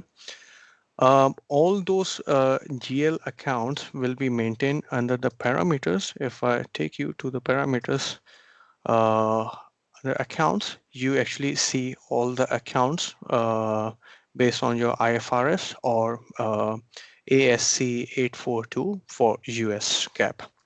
So all these postings can be done on this particular screen. So the other part which I have noticed in this bit is the status. So once the asset lease liability is completed, then it will automatically turn the status to closed. So we can be able to maintain all the lease in order to understand that, okay, this particular lease is gone and closed. So it has been maintained through the status here. One of our customers are being using a couple of reports into from this asset leasing, which is asset movement and the lease movement, which is very much important for them to keep track of all these transactions. For example, I'm gonna choose the one which we have just posted it. So it has been heavily been used from the customer perspective as lease movement or asset movement or lease commencement, or what was the commencement when we actually start the lease and other stuff. So if we see the reports here, it basically gives you all the details. What was the initial recognition, how much have we paid, and what was the interest for the specified date, and rather we have done any adjustment within itself, and what's the net book value or the ending balance for this particular lease. I've been experiencing some performance issue with the report. If you are going to run the report for the whole year, it takes some time, 1 hour. So I am suggesting my customers to run it on the batch, and it can be generated later on your spreadsheet or something. So this is what is being suggested to the customers these days for this particular report, which is heavily being used from the customer perspective. Yeah, and again, there are some import error log and error log whenever we are going to use any lease import framework, the one which we talk about in the slide. So you can be able to see if there's any separate errors or not. So you do not have to go into the data management workspace and see what's the error, why this particular transaction has the error and why it didn't go through. So you can be able to view your inquiry and reports from there itself. Yep. That's it for today's session from asset leasing module. So I think we can open for a Q&A. Faisal? Yep. Thank you so much, Dishan. People, all the attendees are really, really liking your session. It was very informative. So thank you so much for all the great appreciation comments. So these comments are for you, Dishan. So it's great work. Thank you, guys. Other than that one, I don't see any question. If you have any question, please feel free to unmute yourself. We still have some time before we start the next session.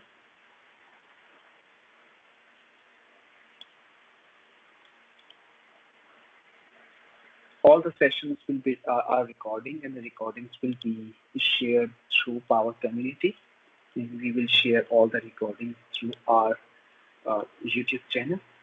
So Raj will be announcing when these recordings will be available. So yes, the recording will be available for later on our Power Community YouTube channel. So you can still subscribe to our YouTube channel by searching Powerthon in YouTube, and you can subscribe over there. And once the recordings will be available, you will get notified automatically. So we got a couple of questions here, Zishan, for you. If you can please read it through from the chat. Yep. Can we raise the invoice through AP module to generate initial payment and monthly lease payment? No, we actually can't do that. There is an option within this lease module where whenever you are going to define any vendor in the system, so system will automatically propose you the vendor invoice journal from the system itself. So you do not have to go into the AP module in order to process further. System will automatically do that particular process for you. I hope I have answered to your query. Is there any roadmap for own asset leasing or rental? So far, I haven't seen it because this particular solution has been developed by Crow. So they don't had that particular solution within this particular module. So I haven't seen and read from Microsoft. Hopefully there may be something, but there are a couple of other rental solutions in the market, like Anata and other stuff. So yeah, so far I haven't seen that. Thank you.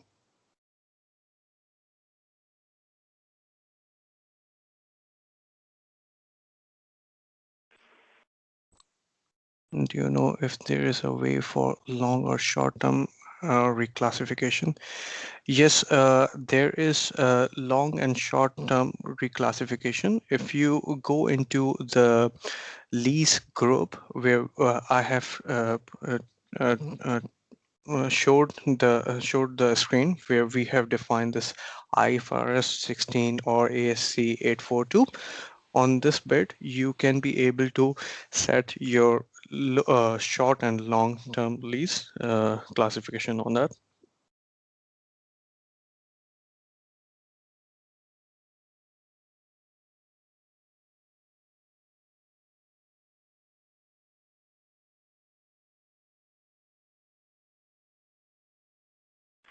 So that's great. Thank you.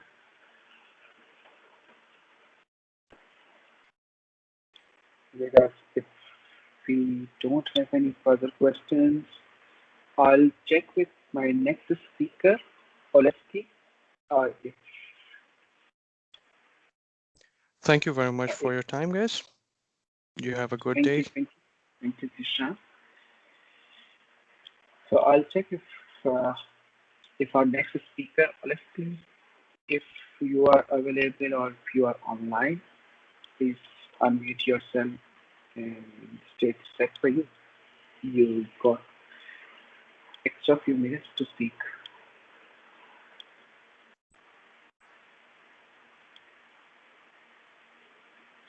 So while we are waiting for the next speaker, since we have finished off our session earlier, so a couple of sessions here is a couple of questions I can see here. I'm sorry, the information is not clear at my end. Where can we have the recorded session? I heard something YouTube. Sorry, probably the connection is not good. Yes, all the recordings will be available on the official channel of Power Community. You can search Powerthon,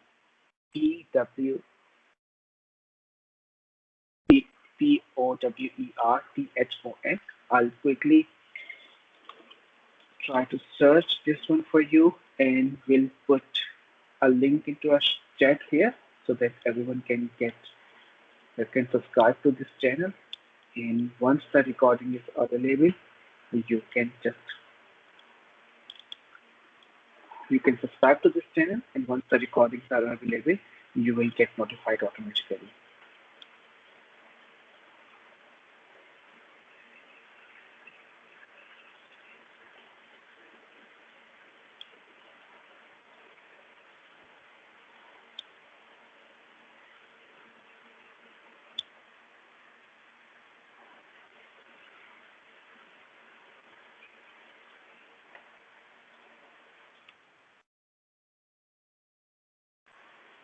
Yep, I'm just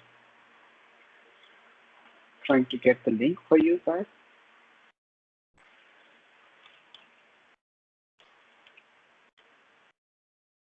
Just bear with me.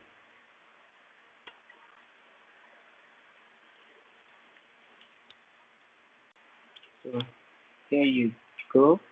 You can just search, you can just apply here. Click onto this link and subscribe to this channel, and you will be notified once all the session recordings will be available.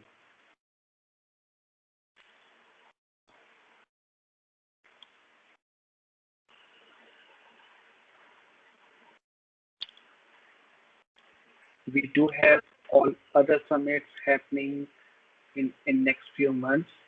So if you want to get in touch with the rest of the events supported or hosted by Power Community, I'm just pasting the link for the events.powercommunity.com over here. You can please keep eye on to this community event page, and you will, believe me, you will learn a lot. So there is a long list of sessions or events scheduled for next few months, and there we have actually scheduled a lot of boot camps. There is a global automation boot camp happening on 5th to 7th of February. We schedule business central boot camps. So stay tuned with all our upcoming events there. So this FinOps Summit, it's a 3 days event. It's a free event. Keynote speaker is going to join us in next few hours.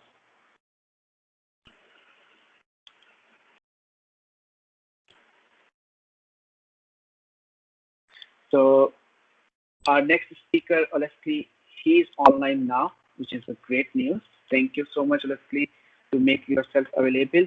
If you are here, please feel free to unmute yourself and start your session. Yes, hello everyone. Let me start sharing. Hello everyone, my name is Alexei Horoshilov. I'm a solution architect with Nexton Consulting. And in this session, we will talk about transportation management in Dynamics 365 for finance and supply chain. So let me just start sharing my screen.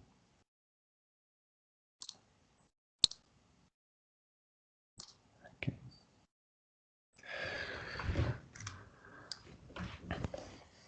All right.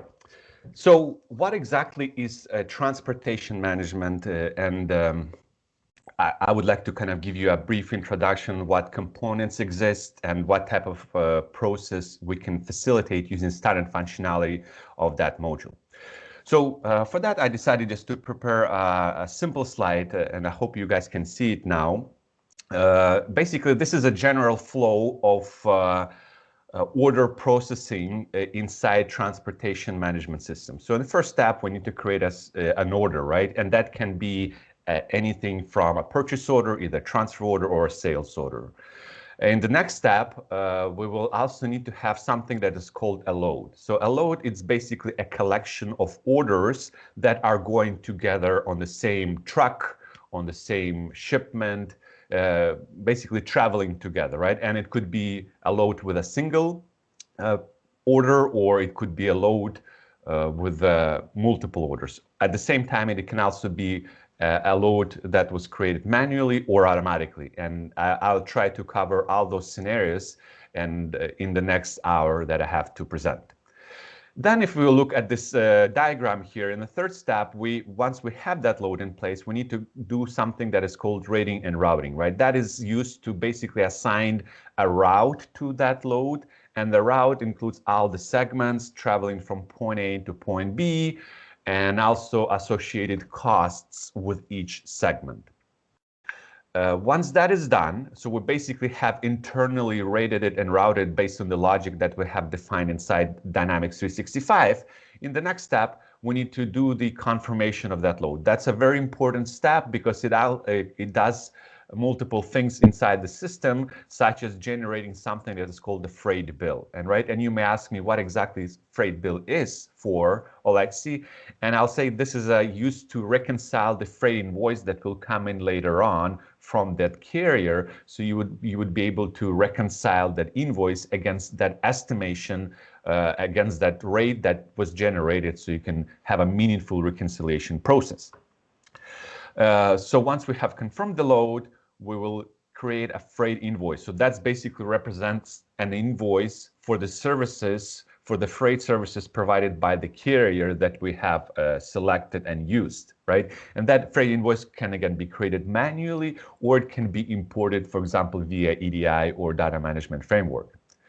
In the second to last step, we will do that reconciliation process that I just briefly described before. So we will basically match the invoice that we have created against a bill that we generated prior to that and see if there are any differences, right? So it can be automatically matched, it can be manually matched, and we're going to cover all those in the next hour as well.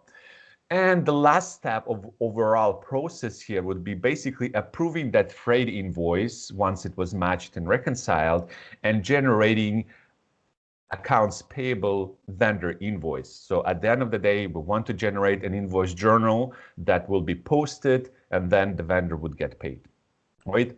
So that's an overall flow. And what I will do in the next hour, as I said, I will try to cover three basic scenarios. One will be involving creation of the purchase order, and then the second one will be doing the transfer order, and in a third, more complex scenario, I will do it with a sales order, but I also will use a functionality that would allow me to suggest load creation, which, as you can see here, is a second step automatically, right? So there will be different flavors, and I'll try to explain each of variations in each of those three scenarios as we go along. All right. So let me start with the first scenario. And what I'll do here is I will go to my system right here, and I will create a new purchase order. So again, something that you guys are maybe already familiar with. So this is our first example, first scenario. I will go to the list of all the purchase orders right here, click on new, select the vendor that I'm looking for. Yeah, so let's use this one. I will select the warehouse to which I would like to get these goods to. So this will be the warehouse 24 in this case. And once I do that, I will click on OK. So now I have a blank order. And OK, this is the Power Up that I have embedded. This is a different story for another session. So let me minimize that. Let me go back to the normal views, and let me add two items here. So I'll add item T100, and let's say we're going to receive 10 eaches. And then let me add another item that I have created. It's T200. So I have an order, and let's say 20 here. So now I have an order that has two lines. right? So this is basically our first step in the diagram, if you remember.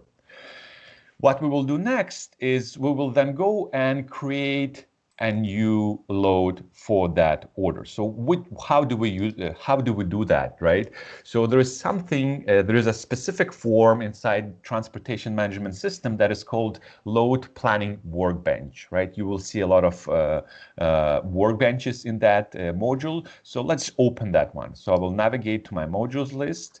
I will open transportation management, and then we'll go to the load planning workbench. So this view has two panes for the most part. In the top one, we see the list of the orders that are available, and in the bottom one, we see the list of the existing loads to which we can add the orders that we have selected. So do we see anything here? No, at this point we do not. Why? Because we are looking at the list of the shipments, and I don't have any unplanned shipments yet.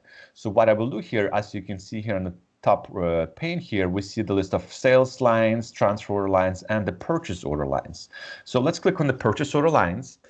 And if you look at the last, okay, hopefully still here, guys. Okay, so if you look at the list right here, we see the two lines. So here we can plan by line, right? So we do not add the entire purchase order to a load. We can add one line of that purchase order to one load and another line to another load. So that's possible, right? So there is a flexibility of you to plan per order line, not necessarily on the entire order level.